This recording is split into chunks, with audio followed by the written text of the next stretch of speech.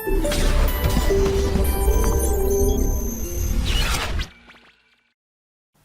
अब हम चलते हैं इसके डेरिवेशन पर, है ना। हम डेरिवेशन पे चल रहे हैं, इसका डेरिवेशन देख लेते हैं। जैसे मैं आपसे बोलता हूँ एक प्रॉपर्टी करिए कि एम्पलीट्यूड ऑफ Z1 Z2 जो मैंने लिखा है, इसका मैंने डेरिवेशन लिखा, मैंने लिखा amplitude of Z1 plus amplitude of Z2, ठीक है। 2 पाई वाली बात मैं आपको समझा चुका हूँ, उसका लॉजिक क्या है, तो उसके बारे में अपन बात नहीं करेंगे। सिर्फ डेरिवेशन में अपन क्या देखेंगे कि यहाँ से ये चीज़ कैसे आई है, ठीक।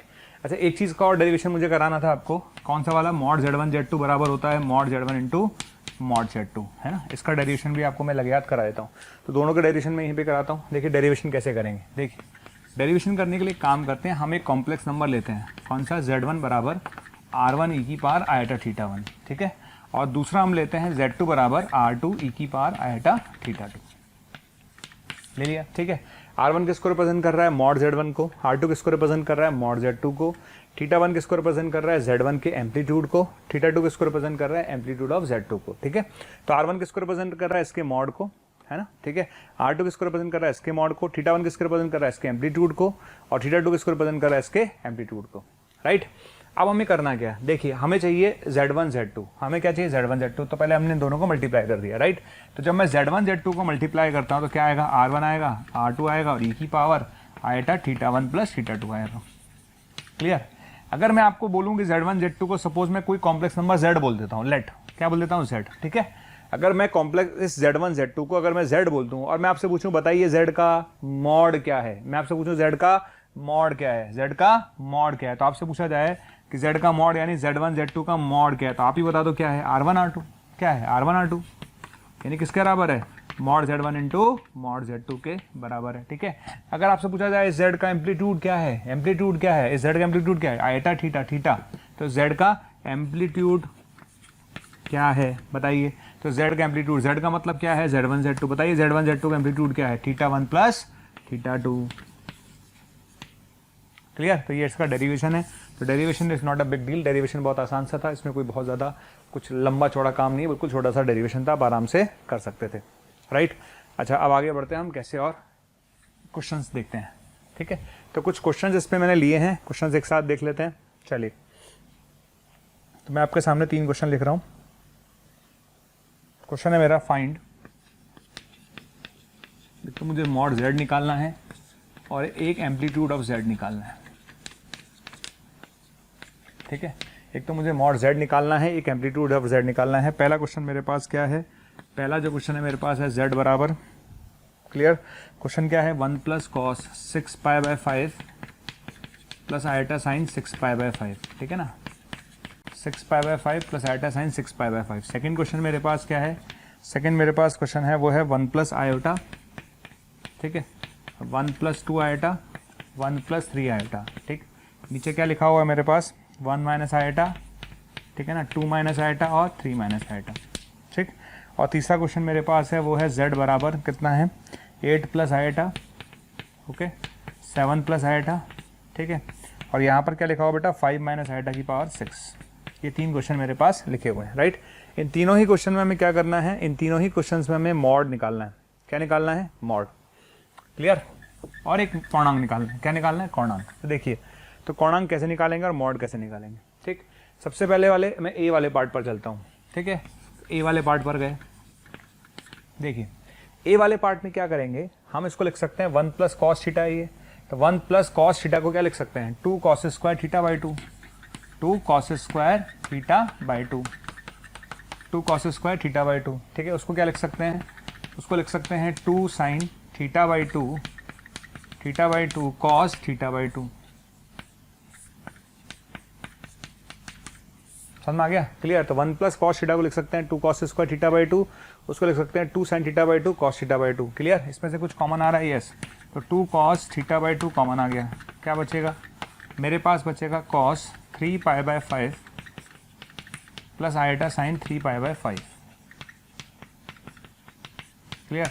तो cos 3 pi by 5 plus iota sine 3 pi by 5, ये मेरे पास Z आ गया, क्लियर। अब मैं क्या करूँगा, इसका मॉड लूँगा। जब मैं इसका मॉड लूँगा तो आप खुद सोचो मॉड क्या आएगा, जब मैं मॉड लूँगा तो क्या आएगा, मॉड क्या होगा भाई, इसका मॉड इंटू इसका मॉड, ये तो होता है। इसको Z1 बोल दो, इसको Z2 बोल दो, तो मॉड अगर लेना है तो मॉड क्या आएगा, इसका मॉड और इसका मॉड, क्लियर। तो इसका मॉड आएगा एक, तो बिल्कुल ठीक है, इसका मॉड आएगा, ठीक है, आ गया। और इसका मॉड क्या आएगा, इसका मॉड आएगा अंडर रूट में cos square theta plus sine square theta. Under root में cos square plus theta plus sine square theta क्या होता है 1, ठीक। तो अल्टीमेटली मॉड जेड कितना आ गया, मॉड जेड आ गया 2 मॉड कॉस 3π/5। ये आपका आंसर है, ध्यान रखिएगा, ठीक है। तो ये मॉड जेड आ गया। तो मॉड जेड निकालना कभी भी, पहली बात भी कभी बिग डील था ही नहीं। मॉड जेड निकालना हमेशा एक आसान काम था। 1 प्लस कॉस थीटा को लिखेंगे 2 cos square थीटा/2 plus iota, sine theta को लिखेंगे 2 साइन थीटा/2 कॉस थीटा/2। क्लियर, इसमें से 2 कॉस 3π/5 कॉमन आ गया, तो ये आ जाएगा। जब इसका मॉड निकालेंगे तो मॉड निकालने पर क्या होगा, इसका मॉड तो 1 आ जाएगा, तो ये आ जाएगा अपने पास 10, ठीक है। तो this is what, this is हमारे पास मॉड जेड आ गया। यहाँ तक आ गया, पहला काम खत्म। अच्छा, अब बात आती है कोणांक की। किसकी आती है, कोणांक की, यानी एम्पलीट्यूड की, राइट। देखिए एम्पलीट्यूड कैसे निकालेंगे, आराम से देखिएगा कैसे मैं एम्पलीट्यूड निकाल रहा हूँ। देखिए मैंने आपको बताया था एम्पलीट्यूड निकालने का तरीका क्या है। देखिए अगर मैं एम्पलीट्यूड की बात करूँ, एम्पलीट्यूड क्या होगा, दो तरीके से अपन सॉल्व कर सकते हैं। पहला तरीका क्या है, जैसे आप इसको देखिए, है ना भाई, 2 से तो कोई मतलब है ही नहीं, एम्पलीट्यूड ऑफ 2 तो 0 होगा। तो मैं यहाँ पर देखूँ इसका एम्पलीट्यूड प्लस इसका एम्पलीट्यूड यही होगा ना। तो एम्पलीट्यूड ऑफ जेड अगर मैं निकालना चाहता हूँ तो एम्पलीट्यूड ऑफ जेड क्या होगा, एम्पलीट्यूड ऑफ जेड बराबर होगा amplitude of this plus amplitude of this. भाई 2 नंबर है कॉम्प्लेक्स नंबर, एक ये है और एक ऐसे, ऐसे समझो आप, ठीक है ना। एक कॉम्प्लेक्स नंबर ये है, एक कॉम्प्लेक्स नंबर ये है। तो क्वेश्चन क्या आएगा, इसका एम्पलीट्यूड प्लस इसका एम्पलीट्यूड यही होगा ना। तो लिख सकता हूँ इसका एम्पलीट्यूड कितना है, ठीक है।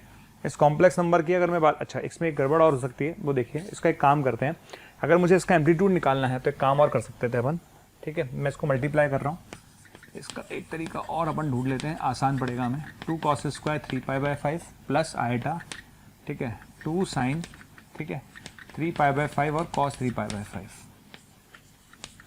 इसके और भी तरीके, ऐसा नहीं कि तरीके नहीं है, पर आपको मैं जो मैंने आपको अप्रोच लिखवाई थी मैं उसी अप्रोच पे जाना चाहता हूँ। तो मैंने आपको बताया था कि कोणांक निकालना है तो पहले थीटा निकालिए। क्या निकालेंगे, थीटा। कैसे निकालेंगे, tan इनवर्स मॉड काल्पनिक पार्ट अपॉन इमेजिनरी पार्ट। कैसे निकालेंगे, 2 साइन 3π/5 कॉस 3π/5, ऐसा मैंने आपको लिखवाया था। और डिवाइड बाय क्या लिखवाया था, डिवाइड बाय मैंने लिखवाया था वास्तविक भाग, ठीक है। जैसा मैंने लिखवाया है वैसा ही मैं एज इट इज़ कर रहा हूँ, ओके। चलिए यहाँ तक आ गया। यहाँ तक आने के बाद अब मैंने क्या किया, इसको सॉल्व किया। कितना आएगा भाई, 2 से 2 उड़ जाएगा। तो ये जो टर्म आपके पास बनेगी, ये बनेगी tan इनवर्स, फिर मॉड, और ये बनेगी tan 3π/5, बन गई। क्लियर है। अच्छा, अब यहाँ तक आने के बाद क्या करेंगे भाई, देखिए सीधी सी बात है, tan इनवर्स tan 3π/5, ये जो टर्म आ रही है π/2 के आगे आएगी कि π/2 के पीछे आएगी, ठीक है ना। अगर यहाँ 3π/6 होता, 3π/6 होता तो π/2 हो जाता, है ना। नीचे वाला बढ़ाते हैं तो वैल्यू कम हो जाती है, राइट। तो 3π/5 है, तो ये अगर मैं देखूँ तो कितने डिग्री आ रहा है, ये आएगा 3 × 180, है ना, बाय 5। कितना आ जाएगा ये 3, ये 36, 108 डिग्री आ रहा है। तो ये π/2 से आगे आ रहा है। π/2 से आगे तो आ ही नहीं सकता, क्योंकि tan इनवर्स के साथ जो भी आउटपुट आएगा वो आपको पता ही क्या होता है, राइट है। तो हम क्या कर सकते हैं, देखिए एक तरीका तो ये है कि भाई आपने जो थीटा निकालना था वो निकाल लिया और आपने थीटा बोल दिया 3π/5। एक तरीका तो ये है ना। अगर आप ये नहीं करना चाहते तो इसमें एक काम करिए, tan इनवर्स लिखिए, tan लिखिए, इसको लिख लेते हैं π-3π/5, सीधा लिख लिया। अच्छा, और बाहर है ना वही मॉड लगा हुआ है, क्या लगा हुआ है, मॉड लगा हुआ, कोई फर्क तो पड़ता नहीं है, समझ में आ गया। तो ये क्या बनेगा, अभी माइनस अगर यहाँ पर आता तो माइनस बैलेंस हो जाएगा, पर ठीक है ना, मॉड है ना, मॉड है तो क्या दिक्कत आ रही है। तो ये आ जाएगा अपने पास, तो ये आ जाएगा tan इनवर्स, माइनस खत्म हो जाएगा, ठीक है। ये बन जाएगा tan π-3π/5। क्लियर, कितना आ गया ये 2π/5, ये थीटा आ गया आपका, आ गया, ठीक है, थीटा आ गया। अब आप ये चेक कर लीजिए कि थीटा जो आ रहा है आपका, जो आंसर आना चाहिए वो आंसर कौन से क्वाड्रेंट में आना चाहिए। ये थीटा निकल चुका है मेरा, क्या निकल चुका है, थीटा। ध्यान रखना मैंने क्या किया है, मैंने लिखा मॉड में काल्पनिक अपॉन वास्तविक, ये लिख लिया, ये आ जाएगा। ये आने के बाद चक्कर क्या है कि ये जो चीज़ है वो π/2 से ज़्यादा है, तो tan इनवर्स के साथ कोई भी एंगल π/2 से ज़्यादा हो नहीं सकता, तो उसको मैंने लिख लिया π-3π/5 और माइनस यहाँ लगा दिया, बैलेंस हो गया। पर मॉड में माइनस का कोई फर्क नहीं है तो ये आ जाएगा, तो ये चीज़ बन गई 2π/5। अब मुझे ये चेक करना है कि ये नंबर कौन से क्वाड्रेंट में है। देखिए ये चीज़ जो है ये तो पॉजिटिव है, ठीक है, लेकिन अगर आप इसको देखेंगे तो ये नेगेटिव है, ये पॉजिटिव है, तो ओवरऑल ये नेगेटिव है। यानी हम कौन से क्वाड्रेंट में हैं, ये पॉजिटिव और ये नेगेटिव, ठीक है। अगर वास्तविक भाग पॉजिटिव है और काल्पनिक भाग नेगेटिव है तो इसका मतलब हम 4th क्वाड्रेंट में हैं। किस में है, 4th क्वाड्रेंट में है। क्लियर, सीधी सी बात है। अगर वास्तविक भाग पॉजिटिव और काल्पनिक भाग नेगेटिव है, इसका मतलब हम 4th क्वाड्रेंट में है, ठीक। तो अगर मेरा थीटा मैंने निकाला है तो मैंने आपको बताया था अगर मैं 4th क्वाड्रेंट में हूँ तो आंसर क्या होता है, माइनस थीटा। आंसर क्या होता है, माइनस थीटा, ठीक है। तो बताइए आंसर क्या होगा, ठीक। तो आंसर विल बी -2π/5। आंसर क्या होगा, आंसर विल बी -2π/5। ठीक है, अब हम चलते हैं इसके सेकेंड मेथड पर। ओके, अगर हम मेथड नंबर सेकंड पर जाएं, है ना, मेथड नंबर सेकंड पर जाएं तो क्या होगा, मेथड नंबर सेकंड पर जाते हैं तो क्या बनेगा भाई, ये 2 cos स्क्वायर 3π/5 था, करेक्ट है, प्लस आगे बढ़ते हैं। ठीक है, ये मेरे पास 2 sin 3π/5 cos 3π/5 है, करेक्ट है। ठीक है, अब देखिए क्या करना है, हम इसको एक काम करते हैं, इसको हमने लिखा 2 cos 3π/5, बिल्कुल ठीक है, और क्या बचेगा मेरे पास, और बचेगा मेरे पास cos 3π/5 बचेगा प्लस आइटा sin 3π/5 बचेगा। ठीक है, अब जो मैं करने वाला हूँ उसको देखिएगा मैं कैसे कर रहा हूँ, है ना। फिलहाल मान लेते हैं ये कॉम्प्लेक्स नंबर मेरे को ड्रॉ करना है, क्लियर। तो सारे बच्चे इस कॉम्प्लेक्स नंबर को ड्रॉ कर सकते हैं, कैसे ड्रॉ कर सकते हैं, इस कॉम्प्लेक्स नंबर का अगर आप मुझसे एम्पलीट्यूड पूछेंगे तो 3π/5 है। तो अगर मैं इस कॉम्प्लेक्स नंबर को लेट सपोज को Z1 नाम देता हूँ, क्या नाम देता हूँ, Z1। तो आपने अगर मुझसे Z1 प्लॉट करवाया तो मैंने Z1 प्लॉट कर दिया, कितने एंगल पर प्लॉट कर दिया, Z1 मैंने एंगल पर प्लॉट कर दिया 3π/5 पर, ये मेरा Z1 हो गया, क्लियर। ठीक है, तो आप सबसे पहले सोचो कि आपने इसको प्लॉट कर लिया, बिल्कुल कर लिया। अब आपको करना कि आपको तो Z का एम्पलीट्यूड चाहिए भाई, आपको तो Z का चाहिए एम्पलीट्यूड, आपको तो Z का एम्पलीट्यूड निकालना था। तो आपने क्या किया, आपने पहले Z1 को प्लॉट किया। Z1 को प्लॉट करने के बाद चूंकि ये टर्म नेगेटिव है, कैसे पता चला, सेकंड क्वाड्रेंट में, सेकंड क्वाड्रेंट में तो नेगेटिव है। तो जैसे ही किसी कॉम्प्लेक्स नंबर को अगर मैं नेगेटिव से मल्टीप्लाई करूंगा तो क्या होगा, मैं आपको समझा चुका हूं। क्या, अगर मेरा Z यहाँ है तो उसका अगर मैं माइनस से मल्टीप्लाई करूंगा तो -Z यहाँ होगा, डेफिनेटली यहाँ होगा, क्लियर। अगर Z यहाँ है तो -Z यहीं होगा, क्लियर। यानी जब माइनस से मल्टीप्लाई करते हैं तो उसकी किसके प्रति इमेज लेंगे, मूल बिंदु के प्रति इमेज लेंगे। तो यहाँ पर भी यही होगा भाई, जैसे मेरा कॉम्प्लेक्स नंबर है, बिल्कुल है। आप जब इससे मल्टीप्लाई करेंगे, चूंकि ये टर्म नेगेटिव है तो जैसे इसको मल्टीप्लाई करूंगा तो यहाँ पर ये -Z1 आ जाएगा, क्लियर। तो Z1 के साथ किसी नंबर नेगेटिव नंबर से मल्टीप्लाई करूंगा तो ये -Z1 टाइप का बन जाएगा, तो वो इधर अपोजिट साइड में चला जाएगा। तो मेरा जो Z है वो मेरा Z कहीं यहाँ पर होगा। समझ में आ गया, आना तो चाहिए आपको समझ में कि मैंने क्या किया, राइट। सबसे पहले मैंने इसको देखा तो एंगल 3π/5 है, इसको फिर मैंने माइनस से मल्टीप्लाई किया क्योंकि ये टर्म नेगेटिव है। जैसे नेगेटिव से मल्टीप्लाई करूंगा तो इसके अपोजिट साइड में प्लॉट हो जाएगा, क्लियर। अब जब अपोजिट साइड में प्लॉट हो गया तो आपको तो इसका आर्ग्यूमेंट निकालना था, तो नेट एंगल तो पाई होता है भाई, नेट एंगल कितना होता है, पाई होता है ये, ठीक है। तो ये अगर एंगल 3π/5 है तो ये एंगल कितना होगा, 2π/5 होगा, लेकिन नेगेटिव डायरेक्शन में, कितना, नेगेटिव डायरेक्शन में। तो नेट एंगल तो पाई था, लेकिन ये एंगल 3π/5 है तो ये 2π/5 होगा, लेकिन नेगेटिव डायरेक्शन में। तो यहाँ से हम बोल सकते हैं कि Z का एम्पलीट्यूड होगा -2π/5, Z का एम्पलीट्यूड होगा -2π/5। तो एक तरीका ये भी है, आप किसी भी तरीके पे चले जाइए जो आपको कंफर्टेबल लगे, राइट। अच्छा, अब हम चलते हैं नेक्स्ट क्वेश्चन पर, फटाफट क्वेश्चंस करते हैं। बी वाले पर आ जाइए, है ना। इसका अपन को मापांक निकालना है, ठीक। मापांक निकालने का तरीका आपको पता ही है, सबके मापांक निकाल लीजिए, इसका मापांक, इसका मापांक, इसका मापांक, सबके मापांक निकालते जाते हैं। तो मापांक 1 + आइटा का, मापांक 1 + 2 आइटा का, ठीक है, मापांक 1 + 3 आइटा का, ठीक है। नीचे आ जाइए, नीचे क्या आएगा, मापांक 1 - आइटा का, मापांक 2 - आइटा का, और मापांक 3 - आइटा का, क्लियर। अच्छा, इसका मापांक कितना आएगा, इसका मापांक आएगा √2, इसका मापांक कितना आएगा √5, इसका मापांक कितना आएगा √10, ठीक है। इसका मापांक कितना आएगा √2, इसका मापांक कितना आएगा √5, इसका मापांक कितना आएगा √10। ये कैंसिल हो जाएगा, ये कैंसिल हो जाएगा, ये कैंसिल हो जाएगा, कितना आंसर आएगा 1। समझ में आ गया, तो डायरेक्ट मापांक निकल जाएगा, कोई दिक्कत नहीं है। तो ऐसे क्वेश्चंस में कोई दिक्कत आती नहीं है, बेस्ट तरीका है कि सबके मापांक अलग अलग निकालो, सबके मापांक निकालो, सीधा आंसर आ जाएगा, राइट। अच्छा, दूसरा मेथड क्या है इसी क्वेश्चन का, अगर मैं दूसरा मेथड सोचूं, दूसरा मेथड क्या, क्लिक करने के ऊपर है।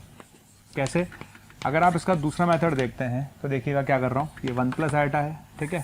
अच्छा, 1 + आइटा में से मैंने यहाँ से, है ना, ठीक है, यहाँ से मैंने आइटा कॉमन लिया, क्या कॉमन लिया, आयोटा। तो आयोटा कॉमन लूंगा तो क्या आएगा 1/आयोटा + 1, ठीक है। इसमें से मैंने क्या कॉमन लिया, आयोटा, क्या कॉमन लिया, आयोटा, ठीक है। आयोटा कॉमन लूंगा तो क्या बचेगा 1/आयोटा + 2, ठीक है। तीसरे वाले में से आयोटा कॉमन लिया तो क्या बचेगा 1/आयोटा + 3 आ गया। अच्छा, नीचे आ जाइए, नीचे जो लिखा हुआ है एज इट इज लिखा हुआ है, क्लियर। आप लोग हमेशा जानते हैं, क्या जानते हैं कि 1/आयोटा जो होता है वो -आयोटा के बराबर होता है। कभी भी चेक कर लीजिए, इसको मल्टीप्लाई कर दो, डायरेक्ट दिख जाएगा, बराबर बना जाएगा।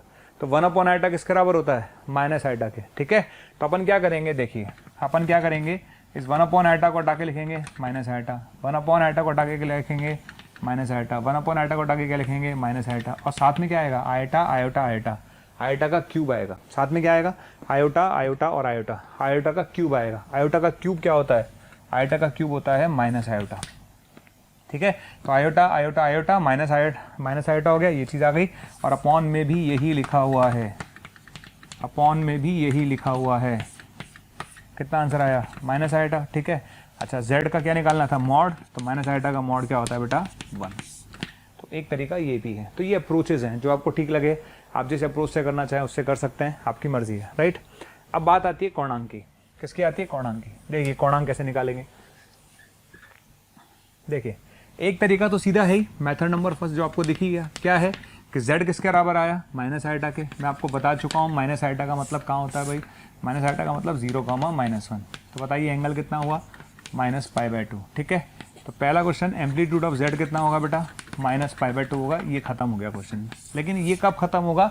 जब आपने z को सॉल्व कर लिया। जैसे आपने z को सॉल्व किया आपका आंसर आ गया। मान लेते हैं अगर आप z को सॉल्व नहीं करते तो क्या करते? तो फिर हम डायरेक्ट एम्पलीट्यूड निकालते हैं। कैसे निकालेंगे? जो मैंने आपको सिखाया। क्या सिखाया मैंने? एम्पलीट्यूड ऑफ z बराबर होता है, ठीक है, लॉग की प्रॉपर्टी की तरह होता है। एम्पलीट्यूड की property is just similar to property of log. Log की प्रॉपर्टी क्या होती है? लॉग mn क्या होता है? 10 + 10 + 10 और अपॉन वाले सब माइनस में। तो क्या लिखेंगे? इसका कोणांक प्लस इसका कोणांक प्लस इसका कोणांक माइनस इसका कोणांक, इसका कोणांक, इसका कोणांक, ठीक है। तो लिखते जाते हैं। पहले वाले का कोणांक लिखिए tan 1, ठीक है। दूसरे वाले का कोणांक लिखिए tan 2, ठीक है। तीसरे वाले का कोणांक लिखिए tan 3। फिर सब माइनस में आ जाएंगे, नीचे वाले सब माइनस में जाएंगे। tan -1, ठीक है। ये कितना आएगा? tan हाफ, और ये कितना आएगा? tan 1/3, ठीक है। और उसको बैलेंस करने के लिए हम कितना ऐड करेंगे? 2k π। ये क्यों ऐड करते हैं वो आपको मैं समझा चुका हूँ। आप तो सीधा सीधा आर्गुमेंट लिखिए। कैसे लिखना है? tan 1, tan 2, tan 3, tan 1 tan 2 half -3, ठीक है। ऐसे लिख लेंगे। अब क्या बनेगा? देखते जाइए। देखिए ये tan 2 है और माइनस और माइनस प्लस, तो tan 2 + tan half, tan 2 + tan half, ठीक है। tan 2 + tan half. आगे बढ़िए। tan 3 + tan 1/3, tan 3 + tan 1/3, तो tan 2 + tan हाफ। क्लियर? तो tan 3 + tan 1/3, ठीक है। आगे बढ़ते हैं। ये tan 1 है, ये भी tan 1 है, प्लस हो गया। तो tan 1 + tan 1 π/4 + π/4 π/2 और प्लस 2k π, ठीक है। सिंपल लॉग की प्रॉपर्टी लगाइए। लॉग की प्रॉपर्टी कहती है इसका एम्पलीट्यूड, इसका एम्पलीट्यूड माइनस माइनस माइनस, ठीक है। सिंपल फंडा लगा लीजिए, आ जाएगा। तो अब बताइए कितना आ गया? देखिए तो एम्पलीट्यूड ऑफ z कितना आएगा? चेक कर लेते हैं कितना आएगा भाई, ठीक है। हम लोग जब ITF पढ़ाया जाता है तो बोला जाता है tan 1x + tan 1, ये cot 2 बन गया। ये tan 1/2 क्या बन गया? cot 2 बन गया, राइट। तो tan 1/2 बन गया cot 2, तो cot 2 + tan 2, tan 2 + cot 2 कितना हो गया भाई? π/2। आगे बढ़िए, ठीक है। अच्छा tan 3 + tan 1/3 कितना हो गया? π/2। आगे बढ़िए, ठीक है। और ये π/2 प्लस है ही, प्लस 2k π। अब याद करिए कि एम्पलीट्यूड ऑफ z क्या होता है? एम्पलीट्यूड जो होता है वो होता है -π से +π के बीच में। कोई भी एम्पलीट्यूड अगर हम निकालते हैं तो एम्पलीट्यूड z होता है -π से +π के बीच में। अब ये आ रहा है 3π/2। अगर ये 3π/2 आ रहा है तो मुझे तो उसको पाई के अंदर लाना है ना भाई। 3π/2 आ रहा है तो उसको मुझे इसके इस इंटरवल में लाना है। तो k की वैल्यू नेगेटिव में लेनी पड़ेगी, क्योंकि अगर मैं k की वैल्यू पॉजिटिव लूंगा तो जैसे ही मैं k की वैल्यू पॉजिटिव लूंगा तो ये तो और बढ़ जाएगा, ये तो पाई के और आगे चला जाएगा, ठीक है। तो k की वैल्यू 0 ले नहीं सकते, 0 लेंगे तो 3π/2 रहेगा। तो k की वैल्यू -1 लीजिए। क्या लीजिए? k की वैल्यू -1 लीजिए। जब आप k की वैल्यू -1 लेंगे तो आंसर आएगा 3π/2 - 2π। कितना आंसर आएगा? -π/2। लफड़ा ही खत्म। क्लियर? कोई बच्चा बोल दे सर 0 क्यों नहीं लिया? बताया ना बेटा, अगर k 0 लेंगे तो आंसर 3π/2 होगा, जो कि इसके बाहर चला जाएगा। अगर मैं k की वैल्यू पॉजिटिव लूंगा तो आंसर जो है इसके बाहर चला जाएगा। k की वैल्यू अगर -2 -3 लूंगा तो इसके बाहर चला जाएगा। तो k = -1 पे इसका आंसर -π/2 आएगा। अच्छा अब हम चलते हैं थर्ड क्वेश्चन पर। किस पर चलते हैं? थर्ड क्वेश्चन पे, राइट। थर्ड क्वेश्चन पर आ जाइए। अगर हम थर्ड क्वेश्चन की तरफ देखें तो थर्ड क्वेश्चन में सबसे पहले हमें एम्पलीट्यूड लिखना है, मॉडुलस लिखना है। तो मॉडुलस तो हम सारे बच्चे लिख ही लेंगे, मॉडुलस लिखना कोई बड़ी बात नहीं है। तो अगर आप इसका मॉड लिखते हैं तो मॉड z कितना आएगा? इसका मॉड आएगा मॉड 8 + आयोटा, ठीक है, मॉड 7 + आयोटा, और ये आएगा मॉड, है ना, 5 - आयोटा की पावर 6, ठीक है। समझ में आ गया? अच्छा इसका मॉड कितना आ जाएगा? इसका आएगा √65। इसका कितना आएगा? इसका आएगा √50। इसका कितना आएगा? इसका आएगा 26, √26 की पावर 6, जो भी आएगा, ठीक है। ये आपका मॉड है कैलकुलेशन पार्ट आपका है वो आप कर लीजिएगा, मेरे को लगता नहीं जो भी कैलकुलेशन होंगी वो करनी पड़ेंगी। इसका रूट आएगा 65, इसका आएगा रूट 50 और इसका आएगा रूट 26 की पावर 6, राइट। तो ये है इसका मॉड, आप निकाल इस तरह से मॉड आएगा। कैलकुलेशन पार्ट आप कर लीजिएगा आराम से। इसको लिख सकते हैं 25 × 2, 5 रूट 2 आ जाएगा ये, ठीक है। रूट 65 आपको पता ही क्या होता है ना। इसको लिख सकते हैं 13 × 5, ठीक है। और ये 26 है ना, तो इसको लिख सकते हैं 26 × 26 × 26, क्लियर। तो ये आ जाएगा, ये रूट 2 से रूट 2 आ जाएगा, ठीक है। तो ये 13 से रूट 13 आ जाएगा। तो आंसर कितना आएगा देख लीजिए, जो भी आंसर आएगा 5 रूट 5 अपॉन जो भी आंसर आएगा वो आपका आंसर होगा। इसमें मेरा कोई रोल नहीं है, जो आंसर आता है वो आंसर आ जाएगा, वो आपका आंसर होगा, राइट। चलिए ठीक है। अच्छा, अब इसमें हम बात करते हैं किसकी, कोणांक की। कोणांक तो आप निकाल ही लेंगे, कोणांक निकालना कोई बड़ी बात नहीं है, तो कोणांक आप निकाल सकते हैं। क्या आएगा कोणांक, ठीक है ना, पूरा लिख लेना। ये 5 × 5 बटा जो भी बचा हुआ, क्या बचा हुआ देख लो आप, 13 बचा हुआ है, जो भी है मतलब आपके सामने है, जो भी बचा हुआ है 13 रूट 2 बचा हुआ था, है ना, रूट 13 बचा हुआ था, 2 बचा हुआ था, है ना, 13 × 2 6, जो भी बचा हुआ है आपका आंसर होगा, राइट। अच्छा, अगर हम इसके कोणांक की बात करें तो कोणांक क्या होगा, उसका कोणांक होगा भाई 10 × 1/8, ठीक है। इसका कोणांक होगा 10 × 1/7, ठीक है। और ये अपॉन में है ना, अपॉन में है तो माइनस में जाएगा, -6 आपको पता ही क्यों आएगा, और 10 × 1/5 ये आपका आ जाएगा, क्लियर। तो ये है। अब इसके बाद आपको प्रॉपर्टी लगानी है, प्रॉपर्टी का मतलब उसको सॉल्व करना है। तो यहाँ पर 10 × 1/8 प्लस 10 जो 1/7 इस पर फॉर्मूला लगा के इसको सॉल्व करेंगे तो आपका आंसर आ जाएगा, ठीक है। अच्छा, समझ में आ गया। तो ये आपका आंसर होगा। इसमें मुझे लगता है कि क्वेश्चन जो है जैसे ये तो हो ही जाएगा, तो यहाँ पर कौन सा फॉर्मूला लगाएंगे हम, 10 और +2 के पाई तो हमें करना ही है, +2 के पाई तो हमें करना ही है। 8 + i की पावर 6 है, 7 + i की पावर 6 है, 5 - i की पावर 6 है, राइट, ठीक है। सबसे पहले मॉड z की बात करते हैं। मॉड z क्या होगा इसका मॉड आ जाएगा भैया √65 की पावर 6, ठीक है ना। ये कितना आ जाएगा, √50 की पावर 6, ठीक है। और ये कितना आ जाएगा, ये मेरे पास आ जाएगा √26 की पावर 6, ये आ जाएगा, क्लियर है, ठीक है। यहाँ तक आ गया। अच्छा, सब पे पावर 6 है आपको पता ही है, ठीक। तो ये आएगा 65 × 65 × 65 यही आएगा, ठीक है। ये कितना आएगा भाई, ये आएगा 50 × 50 × 50 आएगा, ठीक है। डिवाइड बाय कितना आएगा, डिवाइड बाय आएगा √26 की पावर 6, तो 26 × 26 × 26, करेक्ट, ठीक है, आ गया। अच्छा, अब क्या करेंगे देखिए, 13 × 2 = 26, 5, ठीक है, 2 5, ठीक है ना। ये कितना आएगा 2 और 5, क्लियर, ठीक है। तो 5 5 5 3 बार आएगा, 5 की पावर 6 आ गया, ठीक है, × 10 का क्यूब आएगा, ये आपका आंसर आ जाएगा, क्लियर। आंसर कितना आ गया, तो आंसर आ गया बेटा 5 की पावर 6 5 है ना, × 10 की पावर 3, ये आपका आंसर है। अब बात आती है नेक्स्ट क्वेश्चन की। अच्छा, इसके कोणांक की अगर मैं बात करूं तो कोणांक क्या होगा, देखिए कोणांक होगा tan 1 1/8 प्लस tan 1 1/7, ठीक है ना। सब में से 6 में एक साथ कॉमन ले रहा हूँ, है ना, सब में से 6 एक साथ कॉमन ले रहा हूँ, और लास्ट वाला आएगा tan 1 माइनस में आएगा, और एक माइनस पहले से ही है यहाँ पर तो प्लस हो जाएगा, तो tan 1 1/5 और +2 के पाई, एक सिंपल सी प्रॉपर्टी, उसमें कोई दिक्कत नहीं है। जब उसका कोणांक लिखेंगे तो कोणांक कैसे लिखेंगे, 6 आ गया आएगा tan 1 1/8 प्लस 6 आ गया आएगा tan 1 1/7 माइनस 6 आ गया आएगा, और ये आएगा tan 1 -1/5, तो माइनस माइनस प्लस हो गया, ठीक।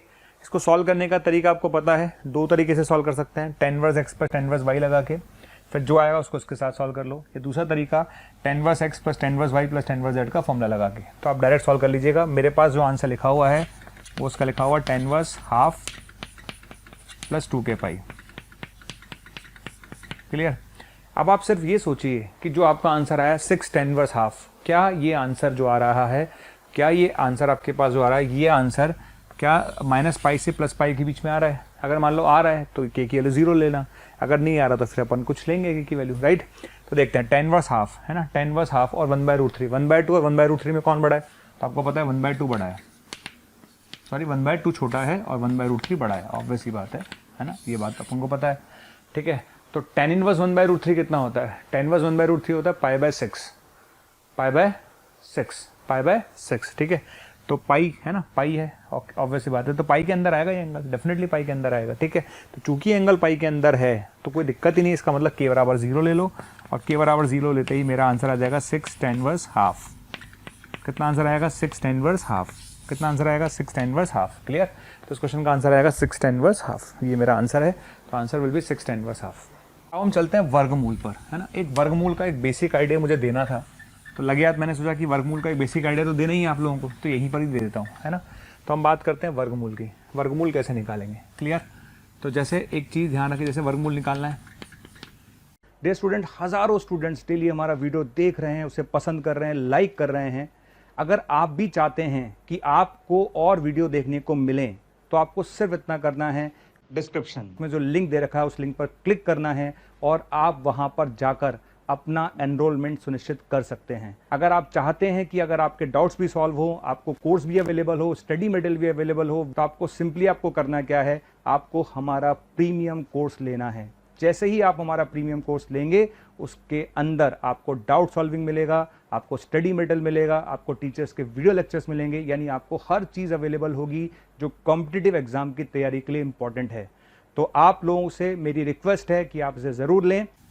क्या निकालना है, इसका वर्गमूल निकालना है। ठीक है, तो वर्गमूल को कोई नाम दोगे आप, कुछ तो नाम दोगे, x प्लस आइटा वाई या कुछ तो नाम देंगे। ठीक है, तो मान लेते हैं √8 + 6 आइटा का जो वर्गमूल है उसको अपन ने नाम दिया x प्लस आइटा वाई।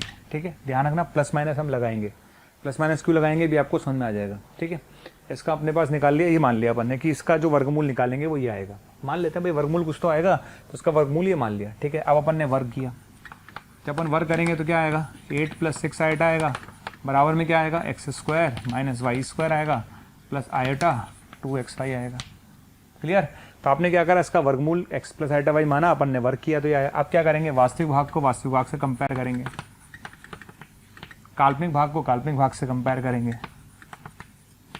समझ आ गया क्या किया अपन ने, रिपीट कर रहा हूँ, वास्तविक भाग को वास्तविक भाग से कंपेयर करेंगे और काल्पनिक भाग को काल्पनिक भाग से कंपेयर करेंगे। क्लियर, अब आप इसको सॉल्व कर लेंगे। सॉल्व कैसे करना है वो आपको पता ही है कि यहाँ से y का मान उठा के यहाँ रख दो, है ना। तो सॉल्व करना कोई बड़ी बात नहीं है, y को आप y को रख के यहाँ पे सॉल्व कर सकते हैं, आपका आंसर आ जाएगा। अब आपका आंसर आ जाएगा तो कोई मेजर इशू नहीं है। ठीक है, मैं आपको बता देता हूँ आंसर क्या आएगा। ठीक है, डायरेक्टली सोच सकते हैं, डायरेक्टली ये सोचो x और y का गुणनफल 3 आ रहा है।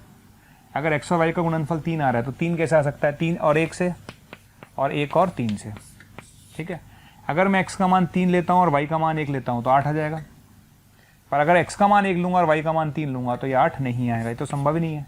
तो x का मान 3 और y का मान 8 लेना है आपको। क्या लेना है, x का मान 3 प्लस माइनस, ठीक है, और y का मान प्लस माइनस 1 लेना है। क्योंकि आप चाहे 3 लें चाहे -3 लें, दोनों ही केस में, और y का मान 1 ले चाहे -1 ले, दोनों ही केस में ये +8 आएगा और गुणनफल जो आएगा 3 आएगा। कैसे आएगा समझ आगे गुणनफल, जब ये 3 है तो ये 1 है और जब ये -3 है तो ये -1 है। कहने का मतलब सिचुएशन क्या होगी, जब x 3 है तो y का मान 1 होना चाहिए और जब x का मान -3 है तो y का मान -1 होना चाहिए। सिंपली इस तरीके से आप आंसर निकाल सकते हैं। तो आंसर क्या हुआ भाई, आपका आंसर क्या आया, आपके 2 आंसर आए। कौन कौन से 2 आंसर आए, पहला आंसर आया x प्लस आइटा वाई, पहला आंसर आया 3 प्लस आइटा, और दूसरा आंसर क्या आया, दूसरा आंसर आया -3 माइनस आइटा। क्लियर, ठीक है, तो क्या हम इस आंसर को लिख सकते हैं +-3 प्लस आइटा। यस, इसमें से माइनस कॉमन ले लीजिए, 3 प्लस आइटा, ये भी 3 प्लस आइटा, तो आंसर आ गया +-3 plus iota. Answer is +-3 plus iota. समझ में आ गया। तो कभी भी आपको वर्गमूल निकालना है तो इस तरह से आप निकाल सकते हैं। तो ये वर्गमूल निकालने का तरीका है। और एक चीज़ ध्यान रखना, एक चीज़ मैं पहले ही बोल रहा हूँ, आपको ध्यान रखिएगा, अगर यहाँ प्लस है आयोटा के साथ, अगर यहाँ आयोटा के साथ प्लस है तो आंसर में भी आयोटा के साथ प्लस ही आएगा, और अगर आयोटा के साथ माइनस है तो आंसर में भी आयोटा के साथ माइनस ही आएगा। ये आप हमेशा नोट करिए। क्या ध्यान रखना है आपको, जब भी आप ध्यान रखें कि जब यहाँ आयोटा के साथ प्लस है तो यहाँ भी प्लस ही आएगा, ठीक है, और अगर यहाँ प्लस आएगा, और अगर आयोटा के साथ माइनस है तो यहाँ आंसर में माइनस ही आएगा। क्लियर। अच्छा, इसकी एक ट्रिक है मेरे पास, है ना, वो ट्रिक मैं आपको लिखवा देता हूँ कि कभी भी किसी भी कॉम्प्लेक्स नंबर का अगर मुझे स्क्वायर रूट निकालना है, किसी भी कॉम्प्लेक्स नंबर का अगर मुझे स्क्वायर रूट निकालना है तो हम मेहनत नहीं करते हैं, उसमें हम डायरेक्ट एक फॉर्मूला रट लेते हैं और उस फॉर्मूले से आप कभी भी स्क्वायर रूट निकाल सकते हैं। क्लियर। तो अब मैं उस फॉर्मूले की तरफ जा रहा हूँ और मैं फॉर्मूला आपको लिखवा देता हूँ। उस फॉर्मूले से आप किसी भी कॉम्प्लेक्स नंबर का डायरेक्टली स्क्वायर रूट निकाल सकते हैं। क्लियर है। तो चलिए इस फॉर्मूले की अपन बात कर लेते हैं। देखिए फॉर्मूला मेरे पास लिखा हुआ है, एनालाइज भी कर सकते हैं। मैं आपको बताऊँ कैसे आया ये। बेसिकली अगर आप सोचेंगे आया कैसे, तो मैं इसको बता देता हूँ आया कैसे है, ठीक है ना। अगर आप इसको सोचें, जैसे मान लें जैसे आप इसको ड्राइव करना चाहते हैं जनरल, है ना, तो √a प्लस आइटा b को अगर मैं x प्लस आइटा y बोल दूँ, लेट, ठीक है ना, तो x² माइनस वाई स्क्वायर बराबर a आएगा, ठीक है। और अपने पास 2xy बराबर b आएगा, यही तो आएगा, ठीक है। इसको सॉल्व करना पड़ेगा। सॉल्व करने के बाद जो मेरे पास आंसर आएगा बताता हूँ क्या आएगा।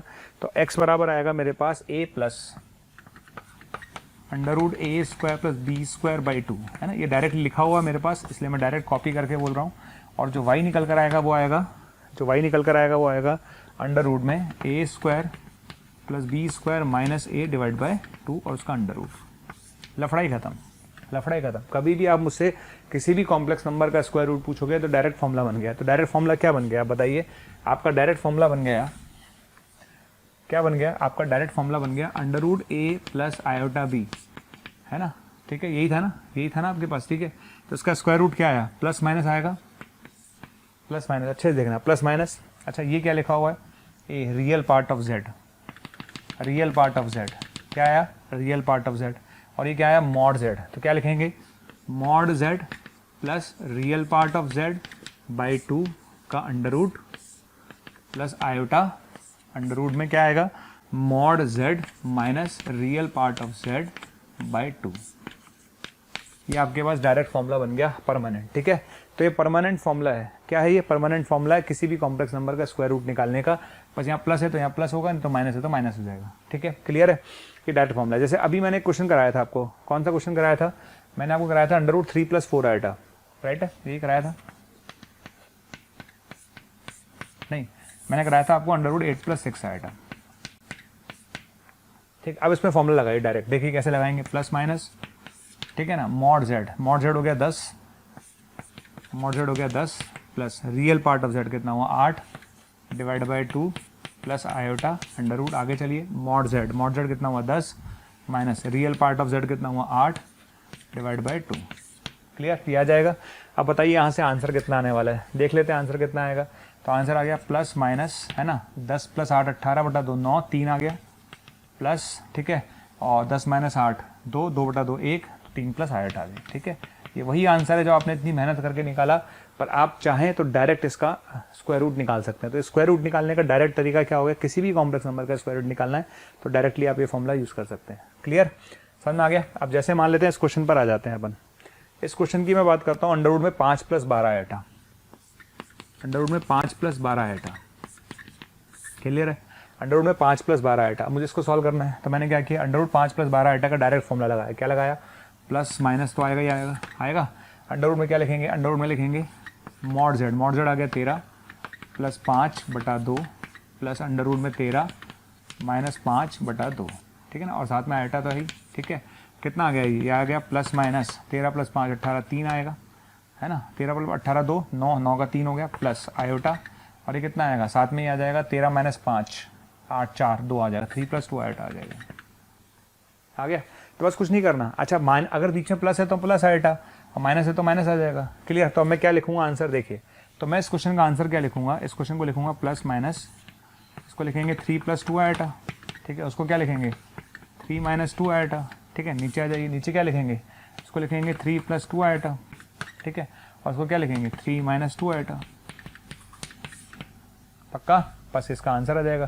तो आंसर कितना आएगा, देखिए आंसर ये कैंसिल हो गया। क्लियर है, कितना आंसर आ गया, प्लस माइनस ये कितना आएगा 6, और नीचे कितना आएगा, नीचे आएगा 4 आयोटा। तो आंसर कितना आएगा, आंसर आएगा प्लस माइनस, और ये आएगा 3/2 माइनस 3/2 आयोटा, ये आपका आंसर है। तो इस तरह से आप क्वेश्चन सॉल्व कर सकते हैं। क्लियर, तो कोई मेजर इशू नहीं है, किसी भी तरह का कोई इशू नहीं है। बच्चा नेसेसरी अपना टाइम खराब करना चाहे, किसी बच्चे को लगता है कि मुझे टाइम खराब करना है तो अपनी अलग बात है, अदरवाइज कहीं जरूरत नहीं है। आपका आंसर आ गया, राइट। जैसे अब इस क्वेश्चन की बात करते हैं, अंडर रूट में -7 - 24 आयोटा, ये भाई मेरे पास क्वेश्चन है, ठीक है। स्टार्ट कैसे करेंगे, हम ट्रिक लगा लेते हैं डायरेक्ट। ट्रिक लगाएंगे तो क्या आएगा, इसका आएगा प्लस माइनस तो आता ही है ना। अंडर रूट में क्या लिखेंगे, मॉड z, है ना, मॉड z कितना आएगा 25, है ना, मॉड z 25 आ जाएगा इसका, 25 प्लस a रियल पार्ट कितना है -7, ठीक है ना, डिवाइड बाई 2 प्लस आयोटा, है ना। प्लस आयोटा की जगह माइनस आयोटा आएगा क्योंकि यहाँ पर माइनस है बीच में, ठीक है ना। यहाँ माइनस है तो माइनस आता है, ध्यान रखिएगा। फिर आएगा 25, है ना, फिर आएगा -7 डिवाइड बाई 2, ये आ जाएगा। क्लियर, कितना आ जाएगा ये, तो ये आएगा प्लस माइनस 25 - 7 कितना 18 18/2 9 9 का अंडर रूट 3 माइनस, अच्छा ये आएगा 25 और प्लस 7 32 डिवाइड बाई 2 16, 16 का अंडर 4 तो 3 - 4 आएगा। ये आपका आंसर है, बस और कुछ नहीं करना। बीच में अगर यहाँ माइनस होता है तो माइनस लेते हैं, प्लस होता है तो प्लस लेते हैं, और कोई फर्क है नहीं, बाकी फॉर्मूला सेम ही रहेगा। तो ये आपका आंसर है। तो इस तरीके से आप क्वेश्चन सॉल्व कर सकते हैं, राइट। चलिए तो अगला वाला क्वेश्चन आप ट्राई करिए, सारे बच्चे ट्राई कर लीजिए अगला वाला कैसे करना है। ठीक, अगला वाला ट्राई कर लीजिए, under root iota. Under root iota कैसे करेंगे, बच्चा कंफ्यूज होता है, अंडर रूट आइटा कैसे निकालेंगे। ठीक है, अंडर रूट आइटा की अगर मैं बात करूँ तो क्या लिखेंगे, प्लस माइनस, बिल्कुल ठीक है। फिर अंडर रूट में चलेंगे, बिल्कुल ठीक है। फिर क्या आता है, मॉड जेड, है ना, मॉड जेड, इसका मॉड जेड 1 आएगा, plus real part 0 divide by 2, ठीक है, plus iota under root 1 minus, है ना, -0/2। क्लियर है। तो कितना आ गया ये आएगा प्लस माइनस, ये आएगा 1 प्लस आयोटा अपॉन √2। ये आपका आंसर है। आंसर कितना आएगा, 1 प्लस आयोटा अपॉन √2। क्लियर, ये आंसर है। तो अंडर रूट आइटा एकदम से शॉकिंग रहता है बच्चे के लिए। अंडर रूट आइटा क्या पूछ लिया सर आपने, अंडर रूट आइटा से समझ में नहीं आता कैसे ट्रीट करें, तो अंडर रूट आइटा के लिए आ जाएगी। क्लियर। अब अगला वाला क्वेश्चन देखिए आप लोग, अगला वाला क्वेश्चन कैसे करेंगे। अगला वाला क्वेश्चन की अगर मैं बात करूँ, अगले वाले क्वेश्चन की अगर हम बात करें तो कैसे करेंगे, देखिए सबसे पहली बात जेड निकालना है। तो जेड कैसे निकालेंगे, श्रीधराचार्य लगाते हैं, श्रीधराचार्य लगाएंगे तो क्या आएगा, -2, 1 + 2 आइटा आएगा, ठीक है, प्लस माइनस अंडर रूट में कितना आएगा, अंडर रूट में आएगा 4 × 1 + 2 आइटा का स्क्वायर आएगा, ठीक है, और -4 × -11 + 2 आइटा आएगा, ठीक है, डिवाइड बाय 2।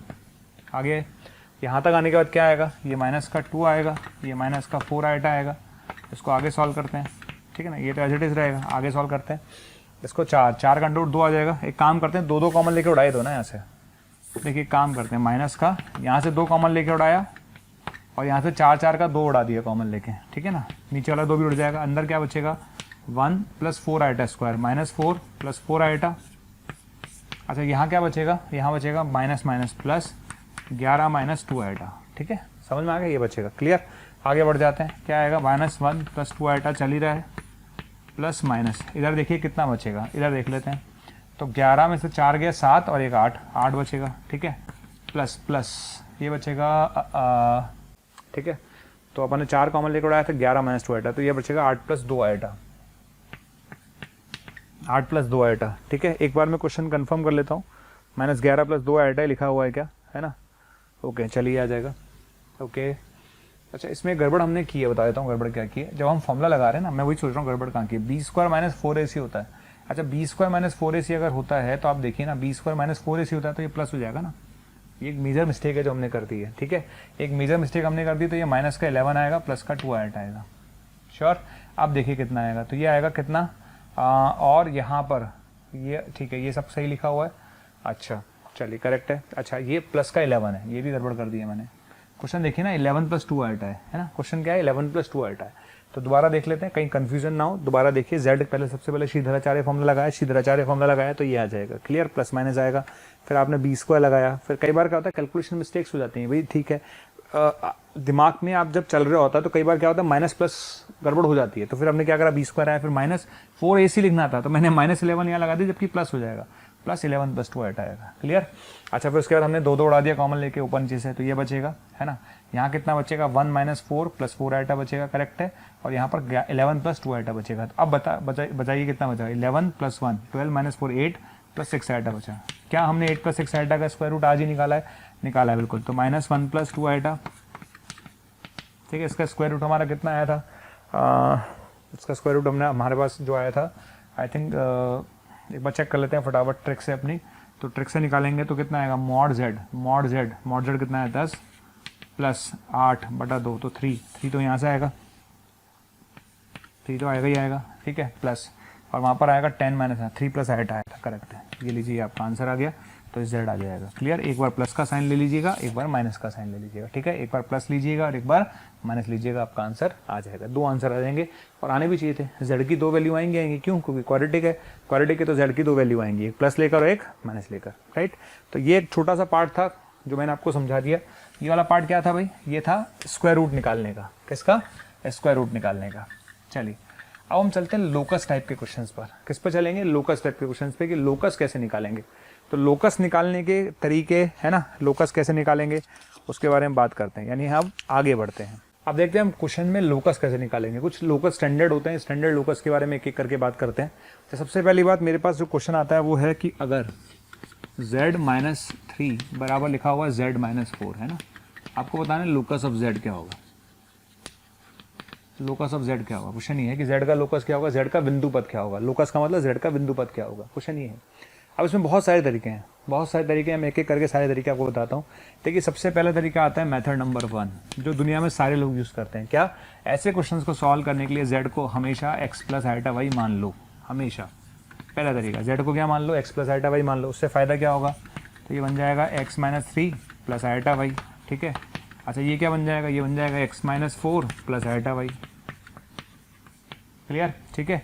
इसका मॉड आपको लिखना आता है, इसका मॉड लिखना आता है, दोनों जगह वर्क कर देंगे। इसका मॉड लिखेंगे, इसका मॉड लिखेंगे और वर्क कर देंगे, तो क्या आ जाएगा x माइनस 3 का स्क्वायर प्लस वाई स्क्वायर, ठीक है। इधर कितना आएगा, x माइनस 4 का स्क्वायर प्लस वाई स्क्वायर, ठीक। वाई स्क्वायर से वाई स्क्वायर कट गया, क्लियर।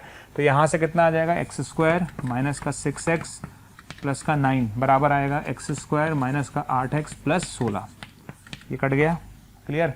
तो 2x बराबर 7, यानी x का मान आएगा 7/2। समझ में आ गया, x का मान आएगा 7/2, क्लियर।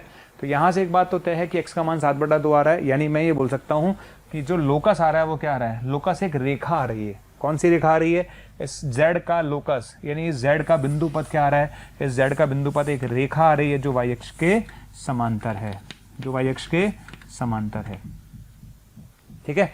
अच्छा मेथड नंबर 2 क्या है, ठीक। मैक्सिमम जनता इसी मेथड को यूज करती है ना। मैक्सिमम जनता इसी मेथड को यूज करती है क्योंकि इसमें दिमाग नहीं लगाना पड़ता। सेकंड मेथड क्या है वो भी देखते हैं। सेकंड मेथड क्या है, दोनों जगह वर्क कर दीजिए। आप क्या करेंगे, दोबारा यहीं पे वर्क कर दीजिए, तो ये आएगा मॉड z माइनस 3 का स्क्वायर बराबर में आएगा मॉड z माइनस 4 का स्क्वायर, ठीक है। आपने दोनों जगह वर्क कर दिया। हम जानते हैं कि मॉड z का स्क्वायर क्या होता है, बताइए क्या होता है। मॉड z का स्क्वायर होता है z z बार। मॉड z का स्क्वायर क्या होता है, z z बार, ठीक है।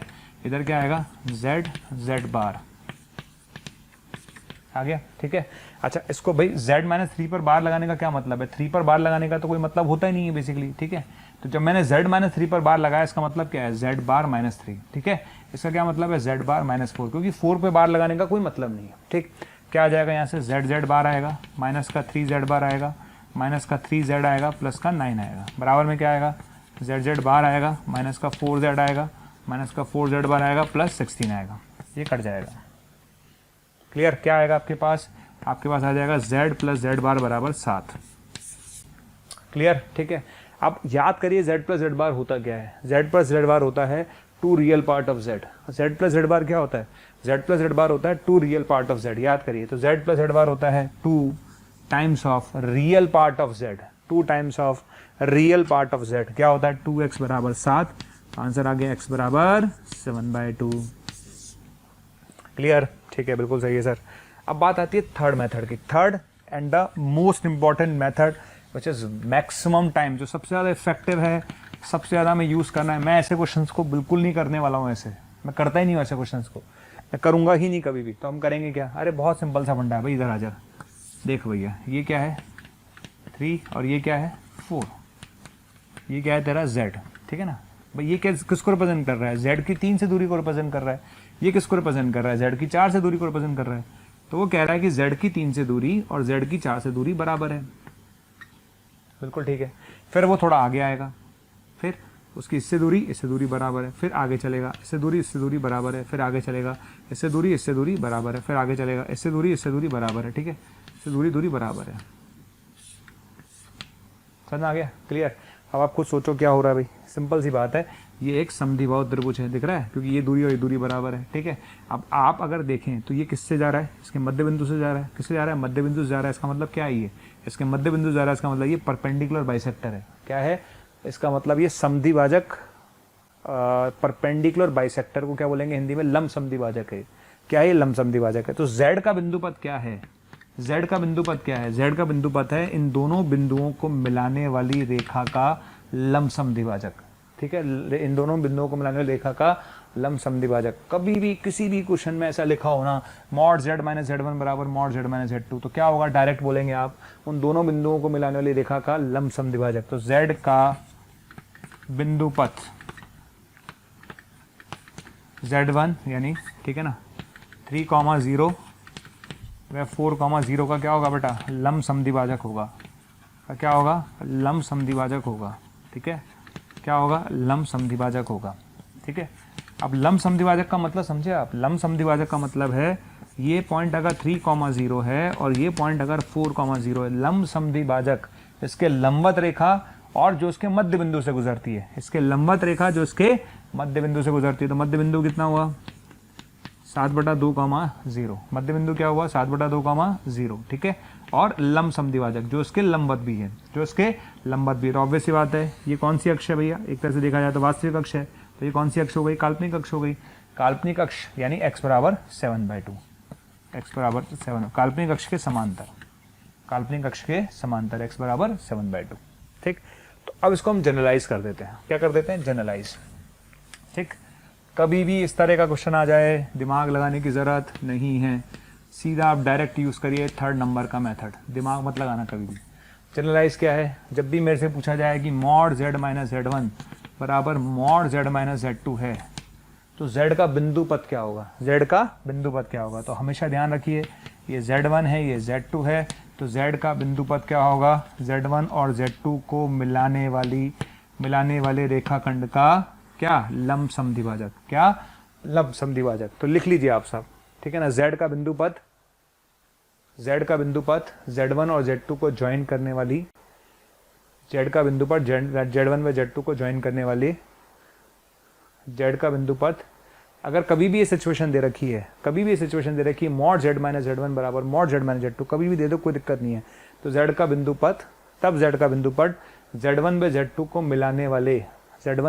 मिलाने वाले रेखाखंड का लंब समद्विभाजक होगा, तब z का बिंदु पद z1 व z2 को मिलाने वाले, तब z का बिंदु पद z1 व z2 को मिलाने वाले रेखाखंड का लंब समद्विभाजक होगा। ठीक है, रेखाखंड का लंब समद्विभाजक होगा, क्लियर, समझ में आ गया, का लंब समद्विभाजक होगा, क्लियर। z1 व z2 को ज्वाइन करने वाली जो रेखा है उसका क्या होगा भाई, लंब समद्विभाजक होगा, यानी हमेशा मध्य बिंदु से गुजरेगा। ये ध्यान रखिएगा, ये पहला केस है which is a generalize case. अब मैं कोई भी क्वेश्चन ऐसा दे दूं तो आपको क्या करना है, मेथड नंबर 3rd पे जाना है, मेथड नंबर 3rd पे जाना है। इस पे क्वेश्चन अभी करेंगे अपन, डेफिनेटली करने वाले हैं क्वेश्चन, अपन बहुत सारे करेंगे, टेंशन ना लें, क्वेश्चंस की कोई लिमिट नहीं है। अभी आप सिर्फ क्वेश्चंस देखते जाइए मैं कैसे कर रहा हूँ, राइट है। चलिए आगे बढ़ते हैं नेक्स्ट, ठीक है। अब मैं चलता हूँ नेक्स्ट पर। नेक्स्ट हमारे पास फंडा क्या है ना, तो नेक्स्ट फंडा हमारे पास ये है। अच्छा एक चीज़ और बता दूं मैं आपको, कल को कोई बच्चा कंफ्यूज ना हो, जरूरी नहीं कि सिचुएशन ऐसी ही आए, सिचुएशन कैसी भी आ सकती है भाई, है ना, ऐसे भी आ सकते हैं सिचुएशन, तो ये लंब समद्विभाजक कैसे आ जाएगा, मतलब बच्चा ही ना सोचे कि हमेशा सिचुएशन ऐसी ही दिखने वाली, कहीं भी दिखे यहाँ है तो भी ये लंब समद्विभाजक है, समझ में आ गया, लंब समद्विभाजक वाली सिचुएशन आएगी, राइट। चलिए अब आता है सेकंड पार्ट, इसमें एक और देखते हैं नेक्स्ट, है ना, नेक्स्ट वाले पार्ट देखते हैं। क्वेश्चन मेरे पास है मॉड में z माइनस 3 प्लस 2 आयोटा बराबर 4, ठीक है। आपने मुझसे पूछा है कि z का लोकस क्या होगा, क्वेश्चन क्या है, z का लोकस क्या होगा, राइट है। चलिए तो इसको भी समझ लेते हैं भाई, z का लोकस क्या होगा। देखिए इसको समझते हैं, देखिए क्या करना है, z की जगह हम क्या रखेंगे, क्वेश्चन है भाई ये, है ना, लोकस ऑफ z क्या होगा। तो हमने क्या किया, सबसे पहले स्टार्ट किया, z की जगह हमने क्या रखा, x प्लस आयोटा वाई रखा, z की जगह क्या रखा हमने, x प्लस आयोटा वाई रख दिया।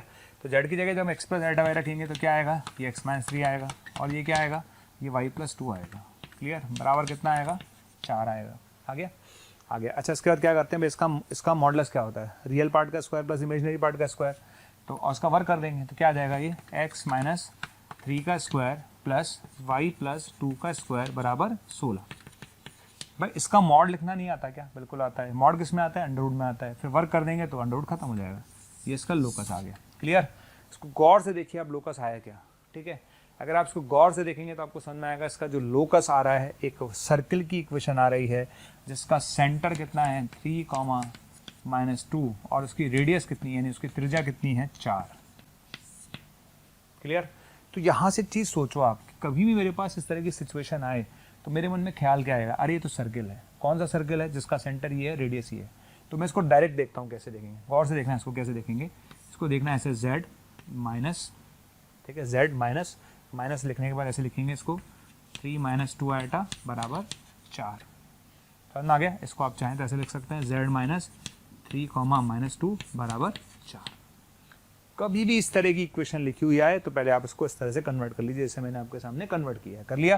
तो z माइनस ये चीज़ जो दिख रही है ना, ये सेंटर है किसका, वृत्त का, ये क्या है, वृत्त का केंद्र है, ठीक है, और ये क्या है, वृत्त की त्रिज्या है। अब आप कोई भी क्वेश्चन दे दो दुनिया का, हम कर लेंगे, कोई दिक्कत ही नहीं है। ठीक है, समझ में आ गया।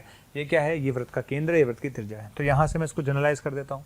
जनरलाइज कैसे करता हूँ, देखिए जनरलाइज ऐसे करता हूँ, अगर इसको मैं जनरलाइज करूँ, आप लोग हमारे वीडियोस लगातार देख रहे हैं और बच्चों की डिमांड आ रही है कि सर इस टॉपिक की वीडियो डालिए। तो बच्चे लगातार बोल रहे हैं कि सर इस टॉपिक की वीडियो डालिए, इस टॉपिक की वीडियो डालिए। तो मैं आपको ये कहना चाहता हूं कि आप हमारे YouTube चैनल पर जाइए और उसे सब्सक्राइब कीजिए। जैसे ही आप हमारे YouTube चैनल पर जाएंगे और उसे सब्सक्राइब करेंगे तो आप जिस टॉपिक की डिमांड हमसे लगातार कर रहे हैं वो सारे के सारे टॉपिक्स वहां पर अवेलेबल हैं। तो आपको सिर्फ इतना करना है कि मोशन के YouTube चैनल पर जाना है, उसे सब्सक्राइब करना है, और जैसे ही आप सब्सक्राइब करेंगे वहां पर आपकी डिमांड का हर टॉपिक अवेलेबल है और उसको जाकर आप वहां पर देख सकते हैं। तो कैसे कर सकता हूँ, जनरलाइज ऐसे कर सकता हूँ कि mod z minus Z not बराबर आर लिखा हो। क्या लिखा हो, mod z minus Z not बराबर आर लिखा हो। ठीक है, जब भी मेरे पास mod z minus Z not बराबर आर लिखा है तो मैं समझ जाऊंगा इस z का बिंदु पथ एक वृत्त होगा, इस z का बिंदु पथ एक वृत्त होगा, z का जो बिंदु पथ है एक वृत्त होगा। ठीक है, वृत्त होगा, z का बिंदु पथ एक वृत्त होगा, जिसका केंद्र बताइए क्या है, जिसका केंद्र होगा बेटा z नॉट। क्या होगा, z नॉट। त्रिज्या क्या होगी, त्रिज्या क्या होगी बेटा, r। अब दुनिया में कोई भी क्वेश्चन उठा के दे दो, मैं तुरंत आपको प्लॉट करके बता दूंगा, कोई लफड़ा नहीं है। किसी भी तरह का क्वेश्चन आप मुझे दीजिए, मैं तुरंत आपको उसका लोकस बता दूंगा, अगर मेरा क्वेश्चन इस फॉर्म में है तो। ठीक है, समझ में आ गया। चलिए एक छोटी सी बात पूछता हूँ आपसे ऐसे ही, मॉड z माइनस 3 बराबर 4, बताइए क्या होगा। सोच के जवाब देना, सोच लेना अपने मन में आंसर क्या होगा। ठीक है, अपने मन में सोच लेना भाई क्या होगा, मैं बता रहा हूँ। z माइनस कैसे लिखना सिखाया था मैंने, 3,0 बराबर 4। आइटा तो ही नहीं ना, 3,0। बताइए सेंटर कितना, तो सेंटर हो गया 3,0। बताइए रेडियस कितनी, तो रेडियस हो गई 4। ये लीजिए आपका आंसर आ गया। तो ये उस वृत्त को रिप्रेजेंट करेगा जिसका सेंटर यानी केंद्र क्या है, 3,0 है, और त्रिज्या कितनी है, 4 है। क्लियर। अगर मैं आपके पास लिखता हूँ मॉड z प्लस आइटा बराबर 2, तो क्या होगा, इसको अब ध्यान से देखना मैं क्या कर रहा हूँ, ध्यान से देखना मैं क्या लिखूंगा, z माइनस आइटा बराबर 2, ऐसे लिख लिया। क्या लिखा, z माइनस आइटा बराबर 2। क्लियर। अब आगे बढ़ते हैं, इस माइनस आइटा को क्या लिखेंगे, इस माइनस आइटा को लिखेंगे 0,-1 बराबर 2। ठीक है, z माइनस आइटा लिख लिया, करेक्ट है। और इस माइनस आइटा को क्या लिखेंगे, इस माइनस आइटा को लिखेंगे 0,-1। पक्का। अब बताइए क्या होगा, ये उस वृत्त को रिप्रेजेंट करता है जिसका सेंटर 0,-1 है और रेडियस कितनी है, 2। क्लियर। अगर आप कभी कंफ्यूज हो जाएं, पहली बात तो क्यों हो जाए, पर अगर हो गए तो z की जगह क्या रखेंगे, x प्लस आइटा वाई। अगर आप कंफ्यूज हो जाएं तो z की जगह x प्लस आइटा वाई रख के कभी भी आप कैलकुलेट कर सकते हैं। तो x square plus y plus 1 का स्क्वायर बराबर 4। ये आपके सामने है, बात बराबर है, लेकिन टाइम क्यों खराब करें, सेंटर 0,-1 है और त्रिज्या 2 है। ठीक है, जो काम हम डायरेक्ट कर सकते हैं उसके लिए टाइम क्यों खराब करें। ठीक। अब तीसरी और इम्पॉर्टेंट चीज़ आती है इसमें, है ना। 2 लोकस मैं आपको बता चुका हूँ, अब मैं चलता हूँ तीसरे लोकस पर। ठीक, तीसरा लोकस बहुत, मुझे लगता है बहुत इंपॉर्टेंट है भैया। तो तीसरा लोकस आप समझिए पहले तो क्या होता है।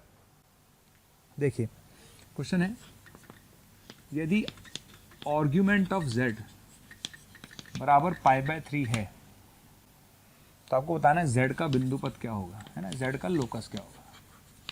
पहले भाई लोगों उसको समझ लो अच्छे से, है ना, ये बहुत भारी चीज़ है और बहुत इंपॉर्टेंट चीज़ है।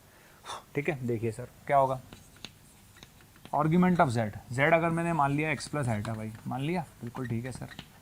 तो आर्ग्यूमेंट ऑफ z क्या लिखूंगा, आर्ग्यूमेंट ऑफ z होता है tan इनवर्स काल्पनिक अपॉन वास्तविक, बराबर कितना आएगा, π/3।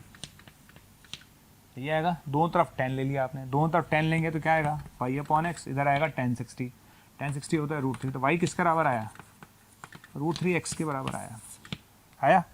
तो बताइए इसका लोकस क्या है।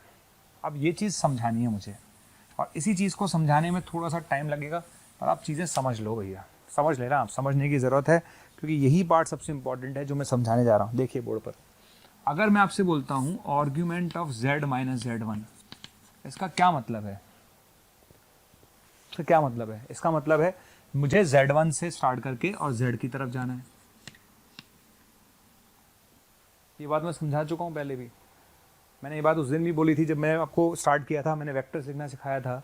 तो अगर मैं Z माइनस Z1 लिख रहा हूँ तो ये वेक्टर क्या है? ये Z माइनस Z1 वेक्टर तो है, it's what, it's a vector Z minus Z1, ठीक है। तो argument of Z minus Z1 का क्या मतलब है? Argument of Z minus Z1 का मतलब है, समझ लो अच्छे से, argument of Z minus Z1 का मतलब है Z1 तो यहाँ है ही, ये तो फिक्स है, ठीक है। Z आपका वेरी कर रहा है क्योंकि Z का तो आपको लोकस निकालना है, तो Z वेरी करेगा। अच्छा Z कहाँ वेरी करेगा? Z यहाँ भी हो सकता है, Z यहाँ भी हो सकता है, Z यहाँ भी हो सकता है, Z यहाँ भी हो सकता है, Z यहाँ भी हो सकता है, Z यहाँ भी हो सकता है, Z इस लाइन पर कहीं भी हो सकता है। वो तो डिपेंड करेगा आप एंगल कितना दे रहे हो, पर Z इस लाइन पर कहीं भी हो सकता है, लेकिन वो आगे हो सकता है, पीछे नहीं हो सकता। समझ में आ गया क्या बोला मैंने? वो आगे हो सकता है, पीछे नहीं हो सकता, क्योंकि आपको Z माइनस Z1 चाहिए भैया। तो Z माइनस Z1 चाहिए तो Z यहाँ होगा, Z यहाँ होगा, Z यहाँ होगा, Z यहाँ होगा, Z यहाँ होगा, Z यहाँ होगा, कहीं भी हो सकता है, लेकिन वो उसके पीछे नहीं हो सकता। क्या Z Z1 के बराबर हो सकता है? नहीं, Z Z1 के बराबर भी नहीं हो सकता। तो Z कभी यहाँ नहीं आएगा भाई, ध्यान रखना, Z कभी यहाँ नहीं आएगा, Z कभी यहाँ नहीं आएगा। समझ में आ गया? Z कभी यहाँ नहीं आएगा, ये ध्यान रखना, क्लियर। तो कहने का मतलब क्या है, क्यों नहीं आ सकता Z यहाँ पर? अरे भैया Z अगर यहाँ आ जाएगा, Z1 के बराबर हो जाएगा तो 0 हो जाएगा। अगर Z Z1 के बराबर हो जाएगा तो 0 हो जाएगा, और आर्ग्यूमेंट ऑफ 0 डिफाइंड नहीं है, आर्ग्यूमेंट ऑफ 0 डिफाइंड नहीं है, क्लियर। तो क्या ये एक रे है? बिल्कुल है, ये एक रे है जो कहाँ से स्टार्ट हो रही है? Z1 से स्टार्ट हो रही है, Z1 को शामिल नहीं करेगी, Z1 से स्टार्ट होगी और ये इस तरफ जा रही है, ठीक है। तो हम क्या बोल सकते हैं कि argument of Z minus Z1 क्या शो करता है? Argument of Z minus Z1 एक रे को शो करता है। किसको शो करता है? एक रे को शो करता है, एक किरण को शो करता है, क्योंकि Z जो है वो इसमें आगे ही मिलेगा, आपको पीछे नहीं मिलेगा। और ध्यान रखना Z Z1 के बराबर नहीं है। दो बातें मैंने खास बोली हैं, दो खास बातें मैंने बोली हैं, मेरी बातों को गौर से सुनो और समझो। मैंने क्या बोला है बेटा? Z यहाँ हो सकता है, यहाँ हो सकता है, यहाँ हो सकता है, यहाँ हो सकता है, कहीं भी हो सकता है, कोई दिक्कत नहीं आगे इस रे पर। तो ये रे है एक्चुअली, इसका लोकस क्या रहा है? लोकस ही एक रे ही तो है, ये रे ही तो है। लोकस क्या है? एक रे है, समझ में आ गया? तो इस केस में लोकस क्या? एक रे है, ठीक है, क्योंकि हम पीछे नहीं जा पाएंगे, क्योंकि हमें Z माइनस Z1 चाहिए, तो Z1 से आगे की तरफ Z आएगा, क्लियर, पक्की बात, रे आएगा। दूसरी बात मैंने क्या बोला? दूसरी बात मैंने ये बोली कि Z Z1 के बराबर नहीं हो सकता। क्यों? क्योंकि अगर Z Z1 के बराबर आएगा तो आर्ग्यूमेंट ऑफ 0 डिफाइंड नहीं होगा, आर्ग्यूमेंट ऑफ 0 डिफाइंड नहीं होगा, ठीक है। तो क्या बोलेगा? ये एक रे को रिप्रेजेंट करता है। Z का लोकस किसको रिप्रेजेंट करेगा? एक रे को रिप्रेजेंट करता है, जिसका इनिशियल पॉइंट है ना Z1 से, Z1 शामिल नहीं होगा, लेकिन उसमें Z1 शामिल नहीं होगा, नहीं Z Z1 पर Z Z1 के इक्वल नहीं हो सकता, क्लियर। अब इधर आ जाइए, इधर क्या होगा? यहाँ पर आइए, जैसे y बराबर √3x आ गया, y बराबर √3x आ गया, तो बच्चा क्या करता है? मैक्सिमम बच्चे जो करते हैं वो क्या करते हैं? y बराबर √3x पूरा बना देते हैं, और ऐसा करना अपराध है, ऐसा करना अपराध है। समझ में आ गया? क्योंकि ये आर्ग्यूमेंट ऑफ z लिखा हुआ है, इसका मतलब समझे? इसका मतलब लिखा हुआ है बेटा आर्ग्यूमेंट ऑफ z माइनस 0। इसका क्या मतलब है? इसका मतलब लिखा हुआ है बेटा z माइनस 0, ठीक है। तो ये एक रे ऑफ लाइट है, किससे स्टार्ट होने वाली है? ओरिजिन से स्टार्ट होने वाली है, बट ओरिजिन शामिल नहीं होगा, ठीक है। तो ये मूल बिंदु से शुरू होगी, लेकिन मूल बिंदु शामिल नहीं होगा। तो आर्ग्यूमेंट ऑफ z का मतलब argument of z minus 0, that is start from 0, 0 से स्टार्ट होगी और z आगे होगा। कहाँ होगा z? यहाँ यहाँ यहाँ यहाँ यहाँ यहाँ कहीं भी हो सकता है, ठीक है। तो ये आपका और लोकस आएगा, तो लोकस ये आ जाएगा। पीछे नहीं बनाना है, ध्यान रखना, पीछे बिल्कुल भी नहीं बनाना है, ध्यान रखना, ठीक है, समझ आ गया। और यहाँ पर मैंने होल क्यों बनाया पता है ना? होल क्यों बनाया? क्योंकि z का मान 0 नहीं हो सकता, z का मान 0 नहीं हो सकता, क्योंकि अगर z 0 हो जाएगा तो आर्ग्यूमेंट डिफाइंड नहीं होगा। तो ये लोकस है, ये z का लोकस है। तो ये जो रे आपको दिख रही है, दिस रिप्रेजेंट z का लोकस।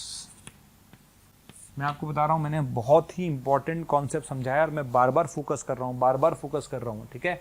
z माइनस Z1 का मतलब Z1 से एक रे स्टार्ट हो रही है, लेकिन इसमें Z1 है ना, उससे रे स्टार्ट होगी, लेकिन ध्यान रखना Z कभी Z1 के बराबर नहीं हो सकता, ठीक है। क्यों नहीं हो सकता? क्योंकि आर्गुमेंट ऑफ 0 डिफाइंड नहीं है।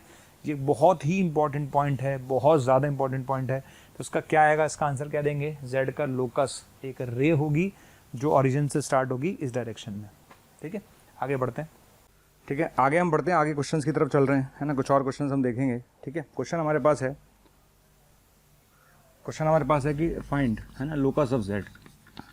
क्वेश्चन है फाइंड लोकस ऑफ Z, है ना।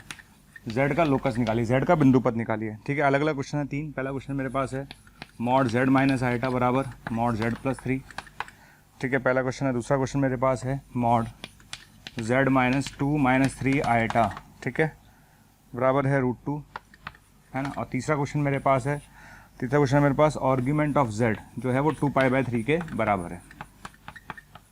समझ में आ गया। ये 3 क्वेश्चन है, तीनों में हमें z का लोकस निकालना है, राइट। तो तीनों एक एक क्वेश्चन जो है एक एक लाइन के हैं, कुछ ज़्यादा बड़े क्वेश्चन नहीं है। देखिए ये वाली सिचुएशन है जिसमें mod z minus z1 mod z minus z2 के बराबर है, ठीक। तो अगर मैं सिचुएशन को प्लॉट करूँ, इस सिचुएशन को प्लॉट करूँ, देखिए यहाँ क्या लिखा हुआ है, mod z minus iota, iota लिखा हुआ ना, तो z1 नंबर क्या हो गया, z1 हो गया 0,1, ठीक है। यहाँ लिखा हुआ है z माइनस माइनस 3, भाई इसको आप कैसे देखोगे, इसको आप कैसे देखोगे, z माइनस माइनस 3, इसको आप ऐसे तो देखोगे z माइनस माइनस 3, तो z2 कितना हो गया, z2 हो गया बेटा -3,0। क्लियर, समझ में आ गया। तो ये मॉड z माइनस आयटा है, इसका मतलब z1 का काम कौन कर रहा है 0,1, ये z माइनस माइनस 3 है, यानी z2 का काम कौन कर रहा है -3,0, ठीक है। तो सिचुएशन को थोड़ा फील करते हैं, ये सिचुएशन मेरे पास है -3,0, ये 0,1। क्लियर। मैंने आपको क्या बोला था, मैंने आपको बोला था कि अगर mod z minus z1 mod z minus z2 के बराबर है तो z का लोकस क्या होता है, उन दोनों मिलाने वाले रेखाखंड के लंबसमद्विभाजक के लंबसमद्विभाजक के लंबसमद्विभाजक, ठीक है। तो सबसे पहले इन दोनों का मध्य बिंदु निकालो, क्या आएगा इन दोनों का मध्य बिंदु, इन दोनों का मध्य बिंदु आएगा -3/2 और हाफ। क्लियर। अच्छा इस लाइन का स्लोप क्या होगा, इस लाइन का अगर हम स्लोप निकालें तो इस लाइन का स्लोप होगा 1 - 0/3 यानी 1/3 आएगा। तो इसके लंबवत रेखा का स्लोप क्या होगा, इसके लंबवत रेखा का स्लोप आएगा -3। क्लियर। तो अगर इस रेखा का स्लोप निकालेंगे y2 - y1 x2 - x1 से, तो इसका स्लोप आएगा 1/3, तो इसके लंबवत रेखा का स्लोप आएगा -3, ठीक। तो हमने क्या बोला था, z का बिंदुपथ क्या होगा, z का बिंदुपथ होगा इन दोनों को मिलाने वाले रेखाखंड का लंबसमद्विभाजक, यानी वह रेखा जो इन दोनों को मिलाने वाले रेखाखंड के लंबवत है और उसके मध्य बिंदु से गुजरेगी, यानी लोकस बताओ क्या आ गया, लोकस बताओ क्या आ गया, तो y -½ बराबर x + 3/2, ठीक है, और स्लोप कितना आएगा -3, ठीक है। तो आंसर कितना आ गया बेटा, आंसर मेरे पास आएगा 3x + y, ठीक है, और ये आएगा +4 बराबर 0। क्लियर, ये हमारा आंसर है। तो आंसर है 3x + y + 4 बराबर 0, ठीक है। हम चलते हैं नेक्स्ट क्वेश्चन की तरफ। नेक्स्ट क्वेश्चन की तरफ हम चलें तो नेक्स्ट क्वेश्चन डायरेक्ट है, डायरेक्ट बोल सकते हैं आप। कैसे बोलेंगे, इसको गौर से देखिए क्या लिखा हुआ है, ये लिखा हुआ z - 2,3 बराबर कितना लिखा हुआ है, √2 लिखा हुआ है। क्या लिखा हुआ है, z - 2 + 3 8 है ना, तो z - 2,3 लिखा हुआ है। क्लियर है, श्योर है, ठीक है। तो बताइए सर्किल क्या है, ये एक सर्किल है जिसका सेंटर कितना है 2,3, इसकी रेडियस कितनी है √2। क्लियर। तो बताइए आंसर क्या आएगा, यानी लोकस क्या आएगा, लोकस आएगा बेटा x - 2 का स्क्वायर प्लस y - 3 का स्क्वायर बराबर 2। ठीक, समझ में आ गया। कौन सा वाली फॉर्म है, याद करो, ये कौन सी वाली फॉर्म है, मॉड z - z0 बराबर r। कौन सी फॉर्म है ये, मॉड z - z0 बराबर r। तो z0 किसको रिप्रेजेंट करता है, सेंटर को। z0 किसको रिप्रेजेंट करता है, सेंटर को। आप इसी को ऐसे तो लिखेंगे भाई, आपने ऐसे ही तो लिखा है इसको, ठीक है, गौर से देख लो आपने इसको ऐसे ही लिखा है, ठीक है। तो मॉड z - z0 बराबर r, ठीक है। तो आप ढंग से देख लीजिए, बताइए सेंटर कितना है, सेंटर है ये, रेडियस कितनी है ये है, ठीक है। सेंटर ये है, रेडियस ये है, समझ में आ गया। क्लियर। तो सेंटर आपको दिख गया, ये सेंटर है, रेडियस कितनी है √2, आपका आंसर आ गया। तो आप जब भी इसको ऐसे क्वेश्चंस को देखें तो सॉल्व करने की जरूरत नहीं है, सीधा दिख जाएगा मॉड z - z0 बराबर r है। तो यहाँ से एक सर्किल मिलने वाला है जिसका सेंटर z0 है और त्रिज्या r है। क्लियर। तो सेंटर कितना हो गया 2,3 और रेडियस कितनी होगी बेटा √2। क्लियर, ये आपका आंसर आ जाएगा। चलिए आगे बढ़ते हैं थर्ड वाले क्वेश्चन पर। अगर हम थर्ड वाले क्वेश्चन पर जाएं, थर्ड वाला क्वेश्चन में आपको समझाते हुए कहूँ आर्गुमेंट ऑफ z का क्या मतलब होता है, ठीक है। आर्गुमेंट ऑफ z कितना हो गया भाई, अगर मैं z को x + i मानूँ तो ये क्या बन गया, ये बनेगा tan इनवर्स y/x बराबर आएगा 2π/3, ठीक है। दोनों तरफ आप tan ले लीजिए, तो tan लेंगे तो क्या आ जाएगा y/x बराबर tan 120 कितना होता है -√3x -√3, y बराबर कितना आ गया -√3x हो गया, राइट। इसमें लेकिन लफड़ा है, मैं आपको पहले भी समझा चुका, मैं दोबारा लफड़ा समझाया तो लफड़ा क्या है, बेसिकली इसको देखें तो ये क्या लिखा हुआ है, ये लिखा हुआ है z - 0, ये तो 0 आपका है, ठीक है। z - 0 तो z यहाँ पर होगा, कितने एंगल पर होगा 2π/3 एंगल पर होगा, पक्का किस एंगल पर होगा 2π/3 पर होगा। बेटा z यहाँ हो सकता है, यहाँ हो सकता है, सब z ही है, क्या है ये z ही है, ठीक है। तो ये बेसिकली क्या रिप्रेजेंट कर रहा है, ये एक रे को रिप्रेजेंट कर रहा है। किसको रिप्रेजेंट कर रहा है? एक रे को रिप्रेजेंट कर रहा है, एक किरण को रिप्रेजेंट कर रहा है, एक रे को रिप्रेजेंट कर रहा है जो मूल बिंदु से स्टार्ट होगी लेकिन मूल बिंदु शामिल नहीं होगा।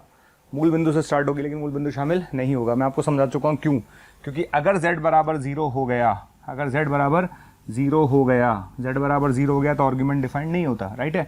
तो ये क्या होगा? एक प्रकाश की किरण को निरूपित करेगा, एक प्रकाश की किरण को निरूपित करेगा जो मूल बिंदु से स्टार्ट होगी लेकिन मूल बिंदु इसमें शामिल नहीं होगा। और कितने एंगल पर होगी?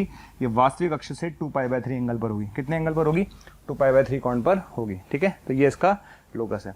अच्छा, और क्वेश्चंस की तरफ हम बढ़ते हैं। क्वेश्चंस हम देखते जाते हैं लगातार, है ना। और क्वेश्चंस हमें देखने हैं। आर्ग्यूमेंट का मतलब उसको प्रैक्टिकली फील करना, ये आपको आना चाहिए। अगर आप ये नहीं कर पाएंगे तो बहुत दिक्कत आएगी आपको। और देखते हैं, क्वेश्चंस की कोई कमी नहीं है हमारे पास। जैसे मेरे पास एक क्वेश्चन है, mod z minus 2 iota less than equals to 3 and imaginary part of z greater than equals to 0 आ गया, ठीक है। आपको क्या बताना है? ओके, इन दोनों से घिरा है ना, इन दोनों से घिरा क्षेत्रफल, दोनों से बाउंडेड क्षेत्रफल निकालना है, ठीक है। दोनों से बाउंडेड मतलब घिरा क्षेत्रफल निकालना है अपन को, क्लियर। अब हमें वो क्षेत्रफल निकालना है जो उससे भी घिरा हुआ है और उससे भी घिरा हुआ है, ठीक है। सबसे पहले मैं इसको बना लेता हूं। तो ये आपको दिख गया होगा, क्या दिखा? ये चीज किसको रिप्रेजेंट कर रही है? एक सर्किल को जिसका सेंटर कितना है 0,2, रेडियस कितनी है 3। समझ में आ गया?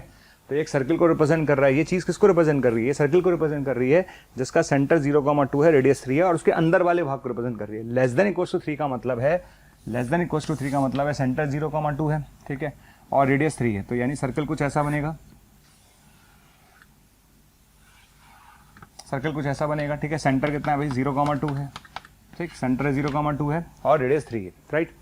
अब वो ये कहता है इसका मतलब क्या है? लेस देन इक्वल्स टू 3 का मतलब है इसके अंदर वाला भाग, सर्कल के अंदर वाला भाग, ठीक है, सर्कल के अंदर वाला भाग, ठीक है, इंक्लूडिंग बाउंड्री, बाउंड्री को भी टच करेगा और अंदर वाले भाग को भी लेंगे। उसने साथ में बोला है कि imaginary part of z greater than equals to 0। Imaginary part of z का मतलब है अगर मैं z को x प्लस आइटा y बोलता, ठीक है, अगर मैं z को x प्लस आइटा y बोलता तो इमेजिनरी पार्ट z क्या होता है बेटा? y greater than equals to 0। अगर मैं z को x प्लस आइटा y बोलता तो इमेजिनरी पार्ट z का क्या मतलब हुआ? इमेजिनरी z का मतलब होता है y greater than equals to 0, ठीक है। तो हमें क्या करना है? हमें वो पार्ट लेना है जो इस कंडीशन को भी सेटिस्फाई करे और इस कंडीशन को भी सेटिस्फाई करे, दोनों को सेटिस्फाई करने वाला पोर्शन लेना है, ठीक है।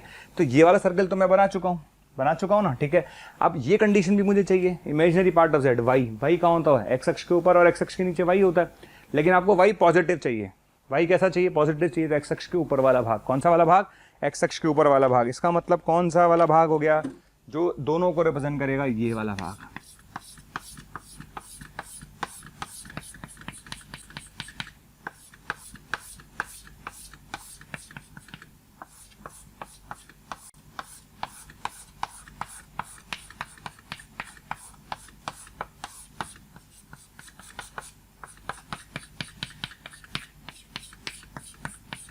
ये वाला भाग आपका आंसर होगा,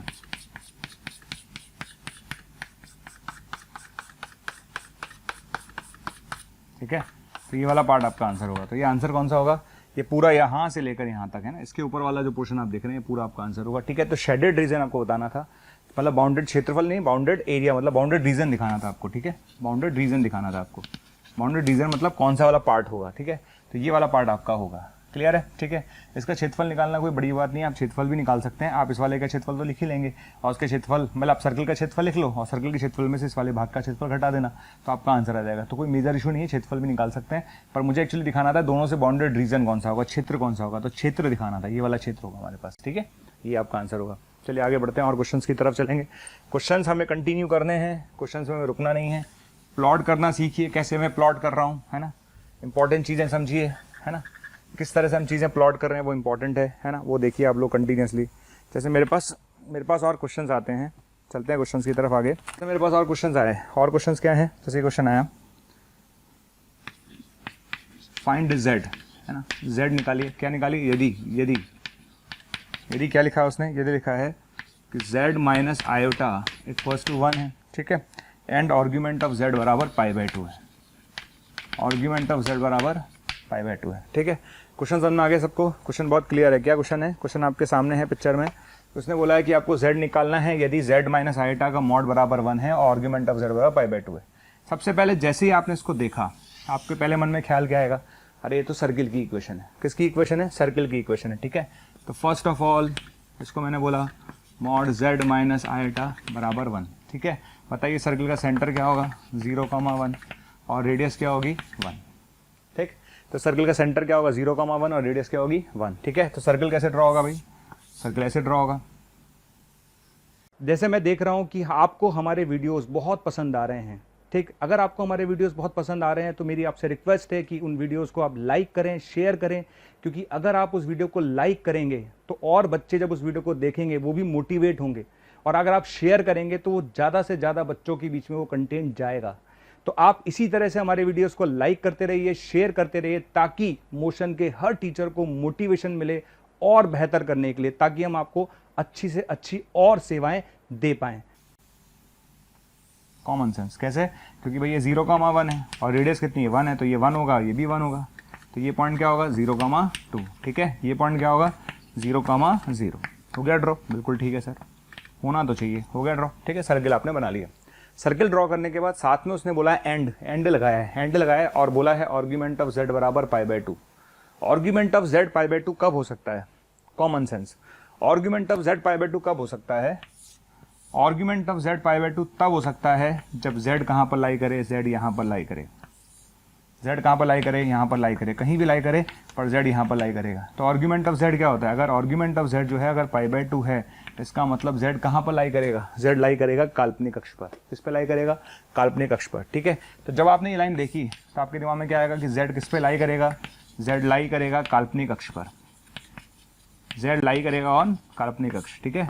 z किस पर लाई करेगा बेटा?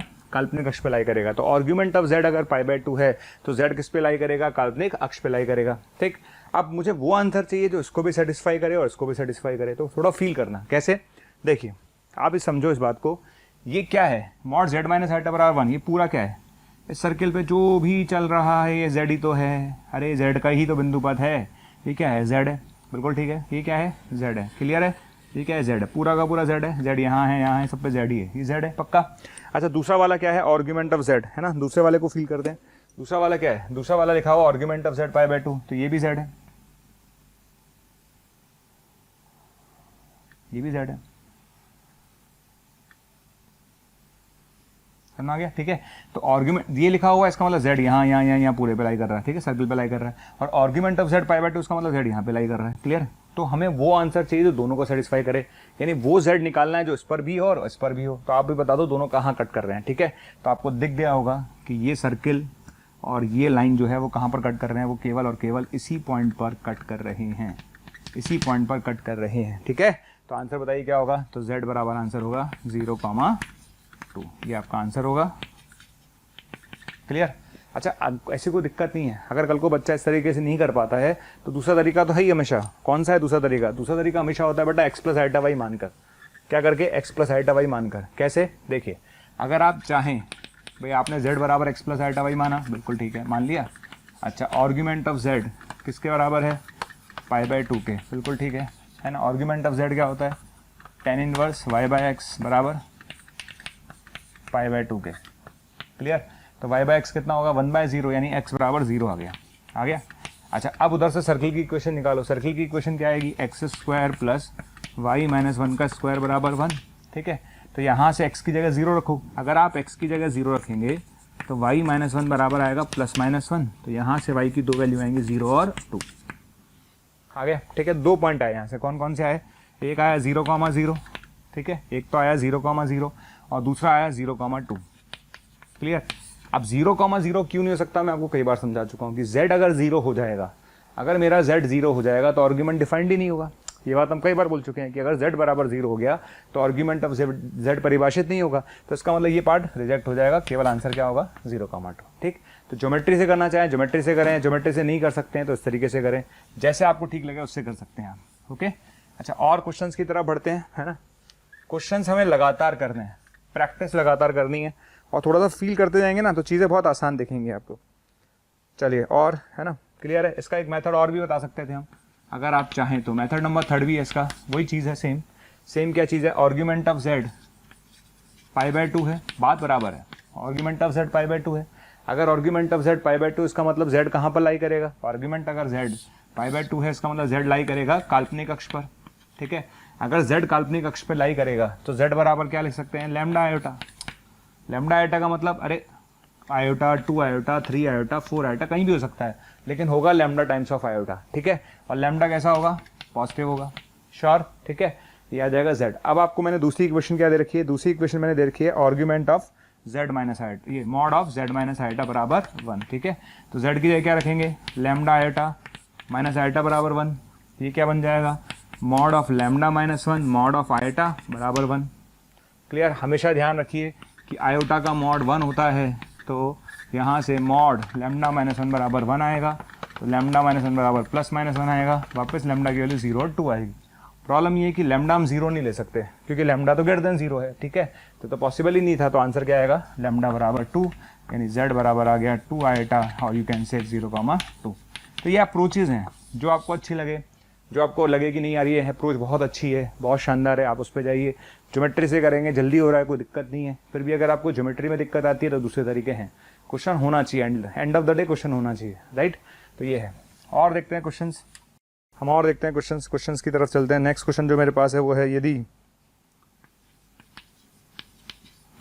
Mod z plus 3 minus iota बराबर 4 एंड आर्ग्यूमेंट ऑफ z बराबर π/4।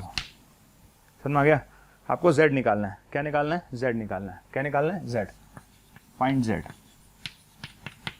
देखिए इस क्वेश्चन को भी वापस फील करते हैं। मैं फील करता हूँ वापस कैसे। देखिए सबसे पहली बात, इसको अगर मैं देखें तो आर्ग्यूमेंट ऑफ z जो है वो π/4 है कि नहीं है? बिल्कुल ठीक है।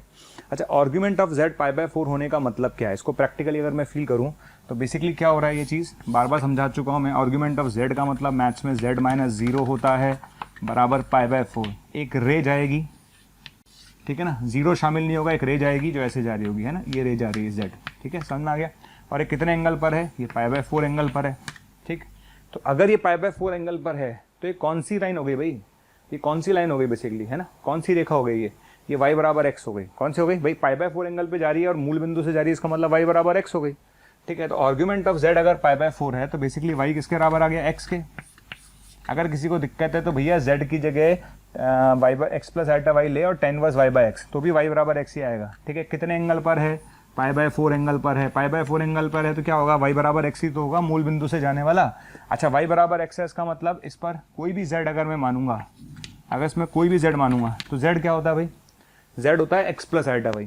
z क्या होता है? x प्लस आयोटा y होता है, ठीक है। अच्छा, y और x बराबर है, y और x बराबर है, तो z बराबर x और y को मैं लैम्डा बोल दूं, लेट सपोज लैम्डा बोल दूं, और ये पॉजिटिव है, लैम्डा पॉजिटिव ही होगा। क्यों होगा भाई पॉजिटिव?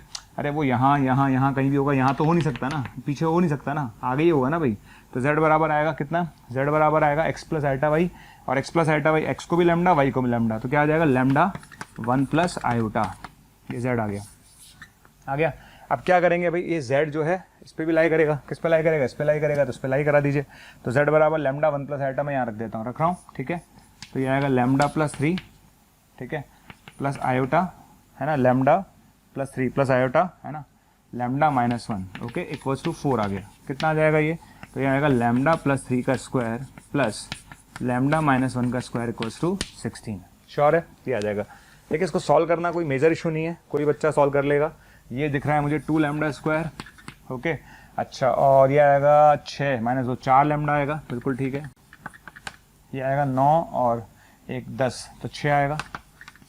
तो यहाँ से आएगा lambda square plus 2 lambda minus 3 बराबर 0, तो लैम्डा प्लस 3 और लैम्डा माइनस 1 बराबर 0, ठीक है। तो लैम्डा की 2 वैल्यू आएंगी, -3 और 1 आ गई।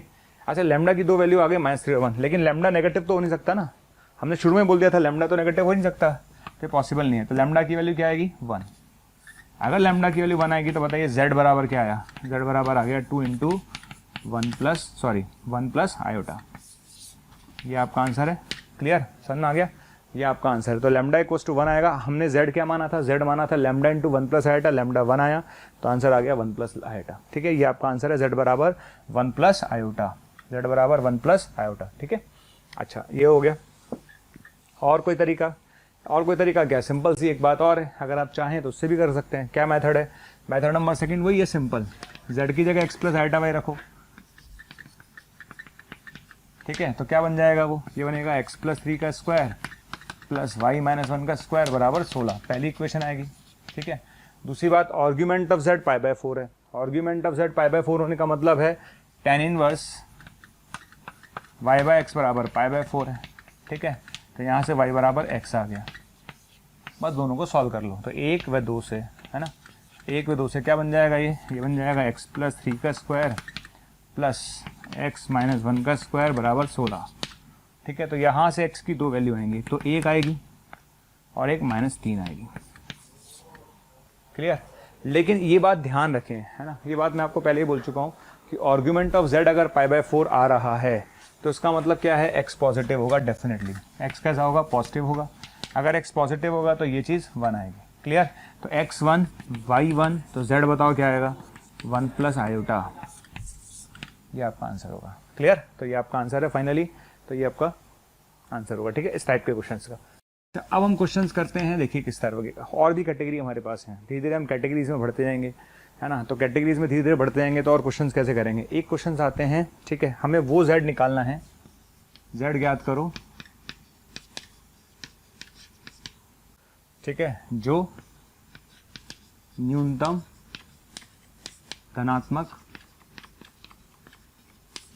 धनात्मक कोणांक रखता है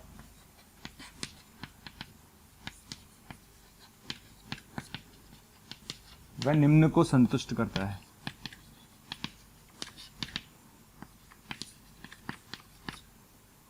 निम्न को संतुष्ट करता है, ठीक है। वह z ज्ञात करो जो न्यूनतम धनात्मक कोणांक रखता है वह निम्न को संतुष्ट करता है। 3 अलग अलग क्वेश्चन है मेरे पास। देखिए फर्स्ट क्वेश्चन जो मेरे पास है वो है मॉड में z माइनस 3 प्लस 3 आयोटा, ठीक है, लेस देन इक्वल्स टू 3, पहला क्वेश्चन। दूसरा क्वेश्चन है z minus 25 iota less than equals to 15, दूसरा क्वेश्चन है, ठीक है। और तीसरा क्वेश्चन है मेरे पास z plus 3 minus 3 root 3 iota less than equals to root 3। 3 मेरे पास अलग अलग क्वेश्चंस हैं, तीनों क्वेश्चंस को थोड़ा हम फील कर लेते हैं, राइट, ओके। देखिए इस कैटेगरी का क्वेश्चन एक बार समझ लो, फिर इस कैटेगरी के जितने भी क्वेश्चंस आएंगे दुनिया में सब ऐसे ही करने हैं। न्यूनतम धनात्मक पूर्णांक, न्यूनतम धनात्मक कोणांक। न्यूनतम धनात्मक कोणांक क्या होता था, जो 0 से 2 पाई के बीच में होता था। न्यूनतम धनात्मक कोणांक क्या होता था, जो 0 से 2 पाई के बीच में होता था। हम ये बात बोलते थे कि न्यूनतम धनात्मक कोणांक क्या होता है, न्यूनतम धनात्मक कोणांक होता है जो 0 से 2 पाई के बीच में हो, राइट। अब देखिए पहले वाले क्वेश्चन को समझना, थोड़ा सा फील करना है अपन को क्वेश्चन को। देखिए जब मैं इस क्वेश्चन पर गया, ये क्वेश्चन मेरे दिमाग में चल रहा है, ठीक है। सबसे पहले इसको मैंने लिखा z माइनस 3 आयोटा, ठीक है, बराबर लेस देन इक्वल्स टू 3, ठीक है। ये एक सर्कल है, इसका सेंटर कितना है 3, -3, रेडियस कितनी है 3। इस सर्कल का सेंटर कितना है 3, -3, ठीक है, रेडियस कितनी है 3, ठीक है। अब सर्कल को बना लेते हैं, ठीक। तो 3, -3 कहीं यहाँ होगा और रेडियस कितनी है 3, रेडियस 3 है और रेडियस 3 है, तो सर्कल कैसे जाएगा भाई, सर्कल दोनों को टच करता हो जाएगा, बन गया, ठीक है। अब जो मैं समझाने जा रहा हूँ ना वो समझ लो, क्योंकि अगर आपको समझ में आ जाता है तो ये हो या दुनिया में इसके जैसे जितने भी क्वेश्चन है वो आप सारे कर सकते हो, राइट। अब आपको कहता क्या है, वो कहता है कि न्यूनतम धनात्मक कोणांक। न्यूनतम धनात्मक कोणांक आपको पता है कि हमारे पास ये वास्तविक अक्ष है, ठीक है ना, ये हमारी काल्पनिक अक्ष है, ठीक। और हम कोणांक किससे लेते हैं, धनात्मक वास्तविक अक्ष लेते हैं, पक्का। तो मैं यहाँ से चालू करना चालू करूँगा, ठीक है, कोणांक यहाँ से निकालना चालू करूँगा, कोणांक निकालना चालू करूँगा, ठीक है। समझ में आ गया, आ जाएगा भाई। z तो मेरा सर्कल पे लाई कर रहा है ना, मेरा z यहाँ भी है, मेरा z यहाँ भी है, मेरा z यहाँ भी है, सब जगह मेरा z है, ये z ही तो है, ये पूरा क्या है z ही तो है, क्लियर। चलें, ठीक। जब हम यहाँ पहुँचे तो ये एंगल हमें मिलेगा, ठीक है। जब हम यहाँ पहुँचे तो ये एंगल मुझे मिलेगा। मान लेते हैं z यहाँ आ गया तो एंगल मुझे कौन सा मिलेगा बेटा, है ना, अभी तो ये एंगल मुझे ये वाला मिलेगा, क्लियर। अगर मैं यहाँ जाऊँगा तो एंगल मुझे ये वाला मिलेगा, ठीक है। अगर मैं यहाँ जाऊँगा तो मुझे एंगल ये वाला मिलेगा, ठीक है। अगर मैं यहाँ जाऊँगा तो मुझे एंगल ये वाला मिलेगा, मैं यहाँ चला जाऊँगा तो एंगल ये वाला मिलेगा, जो भी है, मतलब आप जाते जाओगे, क्लियर। हो क्या रहा है, आप समझ सकते हैं हो क्या रहा है, ठीक है। तो आपको ये समझना आ गया होगा, क्या समझना है आपको, ये समझना है कि बेटा जब आप यहाँ पर थे तो एंगल सबसे कम था, फिर जब आगे बढ़े तो एंगल बढ़ता गया, फिर आप और आगे बढ़े तो एंगल बढ़ता जा रहा है, ठीक है। दिख रहा है ये एंगल कम, सबसे कम एंगल कौन सा है, ये वाला। सबसे कम एंगल कौन सा है बेटा, ये वाला, ठीक है। उसके बाद आप आगे बढ़ेंगे तो एंगल बढ़ गया, जब यहाँ आएगा जेड तो एंगल बढ़ जाएगा, फिर यहाँ आएगा जेड तो और एंगल बढ़ जाएगा, फिर और यहाँ आएगा जेड तो बेटा और एंगल बढ़ जाएगा, तो एंगल बढ़ता जाएगा, ठीक है। तो न्यूनतम कोणांक कब मिलेगा, न्यूनतम कोणांक तब मिलेगा जब आप यहाँ पर हैं, ठीक है। समझ में आ गया, अच्छे से फील कर लो भैया, क्योंकि जैसे जैसे मैं यहाँ जेड आया, मेरा जेड यहाँ आया, मेरा जेड यहाँ आया, मेरा जेड यहाँ आया, मेरा जेड यहाँ आया, तो एंगल बढ़ता जा रहा है भाई। अरे कॉमन सेंस, जब तू यहाँ पहुँचेगा तो एंगल देख कितना बढ़ गया, क्लियर। तो आपको तो न्यूनतम निकालना था, तो न्यूनतम वाली सिचुएशन कौन सी है, न्यूनतम वाली सिचुएशन ये है, ठीक। तो मैं इसको दोबारा बनाता हूँ आपके लिए ताकि आपको चीज़ें क्लियर हों, ठीक है। देखिए ये आपका सर्कल था, बिल्कुल ठीक है। न्यूनतम कब मिलेगा, न्यूनतम तब मिलेगा जब ये सिचुएशन होगी, न्यूनतम तब मिलेगा जब ये सिचुएशन होगी, ठीक है। तो न्यूनतम कोणांक मुझे तब मिलेगा जब ये वाली सिचुएशन होगी, यानी z जो होगा वो ये होगा, ठीक है। तो आपको z ज्ञात करना था न्यूनतम धनात्मक कोणांक के लिए। न्यूनतम धनात्मक कोणांक के लिए z मुझे कब मिलेगा, मुझे z तब मिलेगा जब मैं यहाँ पर हूँगा, ठीक है। क्योंकि z मेरा यहाँ यहाँ यहाँ यहाँ यहाँ यहाँ यहाँ यहाँ कहीं भी जाएगा तो कोणांक मेरा बढ़ता जाएगा, क्लियर। तो ये वाला पॉइंट क्या है, अरे ऑब्वियस ही बात है, ये पॉइंट क्या था 3,-3, तो ये कितना हो गया 0,-3, क्योंकि ये भी 3 है और ये भी 3 है, श्योर। तो बताइए आंसर क्या होगा, तो आंसर आ गया z बराबर 0,-3 यानी -3 आयोटा, ये आपका आंसर है। तो आपसे पूछा गया था कि z, वो z ज्ञात करो जो न्यूनतम धनात्मक पूर्णांक रखता है, कोणांक रखता है। न्यूनतम धनात्मक कोणांक रखने वाला z होगा -3 आयोटा। और आपसे पूछा जाए न्यूनतम धनात्मक कोणांक कितना होगा, अगर आपसे पूछा जाए न्यूनतम धनात्मक कोणांक कितना होगा तो आप बोलेंगे π/3π/2, ठीक है। न्यूनतम धनात्मक, अगर आपसे पूछा जाए कोणांक क्या होगा तो न्यूनतम धनात्मक कोणांक होगा बेटा 3π/2। पूछ सकता है ना कि न्यूनतम धनात्मक कोणांक बताओ, तो न्यूनतम धनात्मक कोणांक कितना हुआ पाई, और यहाँ से π/2, 3π/2 हो जाएगा, ठीक है। तो न्यूनतम धनात्मक कोणांक पूछेगा 3π/2, न्यूनतम धनात्मक कोणांक वाला z पूछेगा तो आंसर होगा -3 आएगा, क्लियर। चलिए आगे बढ़ते हैं, नेक्स्ट पर आ जाइए। नेक्स्ट क्वेश्चन की अगर हम बात करते हैं, आइए नेक्स्ट क्वेश्चन की तरफ चलते हैं। तो नेक्स्ट क्वेश्चन क्या होगा, अगर मैं नेक्स्ट क्वेश्चन की बात करूँ तो नेक्स्ट क्वेश्चन क्या होगा, देखिए नेक्स्ट क्वेश्चन में अगर हम देखें, नेक्स्ट क्वेश्चन है z-25 आइटा <= 15, राइट। ये क्वेश्चन है मेरे पास, बताइए कौन है ये सर्कल है, कौन सा सर्कल जिसका सेंटर कितना है 0,25, रेडियस कितनी है 15, क्लियर। तो सर्कल बना लेते हैं, सर्कल बना लिया।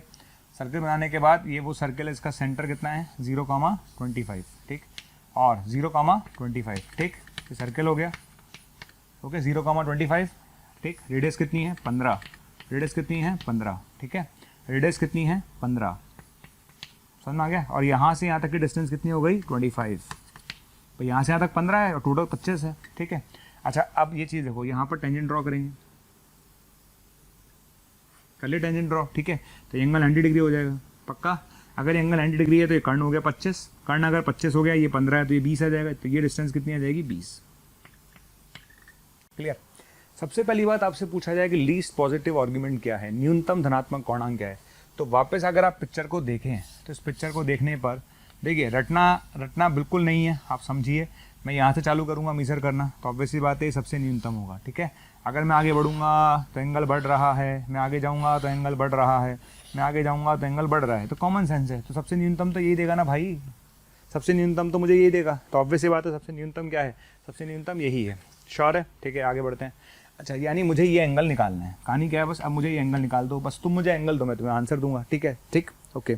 तो थीटा निकाल लेते हैं। थीटा कैसे निकालेंगे, बहुत आसान है, देखना अच्छे से भाई, सारे लोग देखिएगा। अच्छा ये थीटा है, ये 90 है, तो ये मैं पिक्चर बना रहा हूँ आपके सामने, मैं पिक्चर को थोड़ा सा क्लियर करने की कोशिश करता हूँ ताकि आपको चीज़ें नज़र आएँ। क्लियर है भाई साहब, ये चीज़ है, ये एंगल थीटा है, करेक्ट है, ये एंगल 90 - थीटा होगा, मैथ्स कहती है यही होगा। ये कितना है 90 डिग्री है, तो ये कितना होगा थीटा होगा, श्योर है, ठीक है। अच्छा ये 15 है, ये भाई साहब, ये सब भाई साहब 25 है, और ये भाई साहब 20 है, क्लियर। तो साइन थीटा बताओ कितना होगा इस ट्रायंगल से, साइन थीटा होगा 20/25 यानी 4/5, ठीक है। अच्छा कॉस थीटा कितना होगा, कॉस थीटा होगा 15/25 यानी 3/5 होगा, क्लियर, ठीक। आपको लीस्ट आर्गुमेंट चाहिए यानी थीटा चाहिए, एक तो थीटा चाहिए, तो थीटा तो मैं निकाल सकता हूँ। अगर आप मुझसे पूछेंगे कि न्यूनतम धनात्मक कोणांक बताओ, क्या बताओ, न्यूनतम धनात्मक कोणांक बताओ, तो मैं बता देता हूँ, ठीक है। साइन थीटा पता है, कॉस थीटा पता है, तो टेन थीटा कितना आ गया भाई, टेन थीटा आ गया 3/4, साइन थीटा पता है, सॉरी 4/3, ठीक है।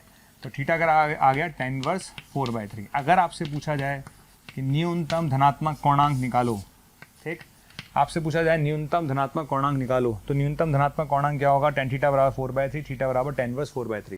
ये न्यूनतम धनात्मक कोणांक है। कोणांक पूछा जाए तो, अगर आपसे पूछा जाए न्यूनतम धनात्मक कोणांक वाला z बताओ, क्योंकि z ही पूछा था मैंने, तो z तो ये है, ये z है मेरा। क्लियर, ठीक। क्या मुझे ये दूरी पता है? बिल्कुल है। अगर मुझे दूरी पता है तो z बराबर होता क्या है, z बराबर होता है r cos theta plus iota sine theta. z बराबर होता है r cos theta plus iota sine theta. अरे कोई भी z क्या होता है, कोई भी z क्या होता है, r cos theta plus iota sine theta. Clear. r कितना है आपका, r है 20। r क्या है, यहाँ से यहाँ लेकर यहाँ तक की दूरी कितनी है, 20। cos theta plus iota sine theta, cos theta कितना है, 3/5, करेक्ट है, प्लस 4/5 आयोटा। ठीक है, तो 4 आ जाएगा, तो आंसर आएगा 12 + 16 आयोटा, 12 + 16 आयोटा। ठीक है, तो z बराबर आएगा 12 + 16 आयोटा। क्लियर।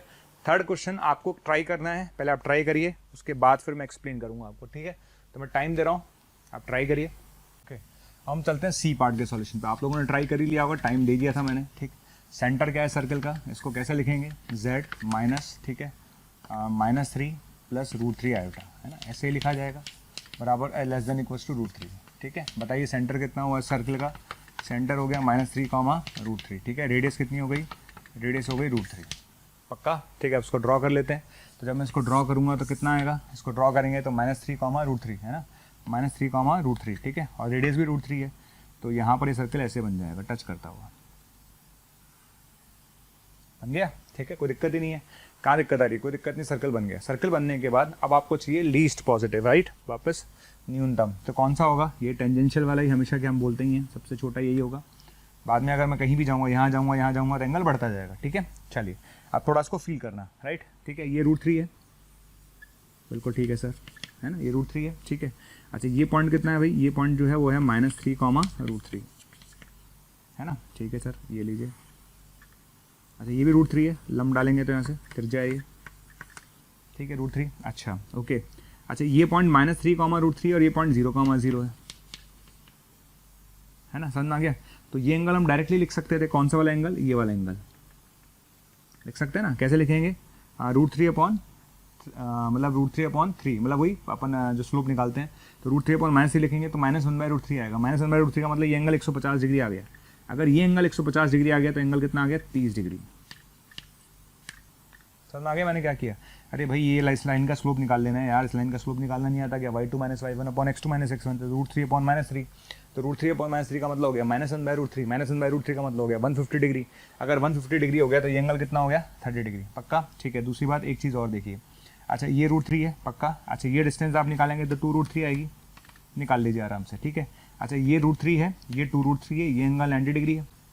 अगर ये एंगल 90 डिग्री है तो ये कितना आ जाएगा, ये 3 आ जाएगा, आ गया। ठीक है, तो आपको लगता है ये दोनों जो ट्राइंगल है, ये वाला ट्राइंगल और ये वाला ट्राइंगल कॉन्ग्रेंट हो गए। कैसे हो गए कॉन्ग्रेंट, दिख ही रहा होगा, ये √3, ये √3, ठीक है, ये साइड कॉमन है। ठीक है, और ये एंगल 90 डिग्री और ये एंगल 90 डिग्री, कहाँ गया, ये वाला एंगल 90 डिग्री कॉमन हो गया। ठीक, तो चूंकि कॉन्ग्रेंसी है, तो इसका मतलब क्या हुआ, इसका मतलब ये हुआ कि ये एंगल 30 डिग्री, तो एंगल भी कितना होगा, 30 डिग्री होगा। ठीक, तो ये एंगल 30 डिग्री, ये एंगल 30 डिग्री, तो बताइए ये एंगल कितना बचा, ये एंगल बचा 120 डिग्री।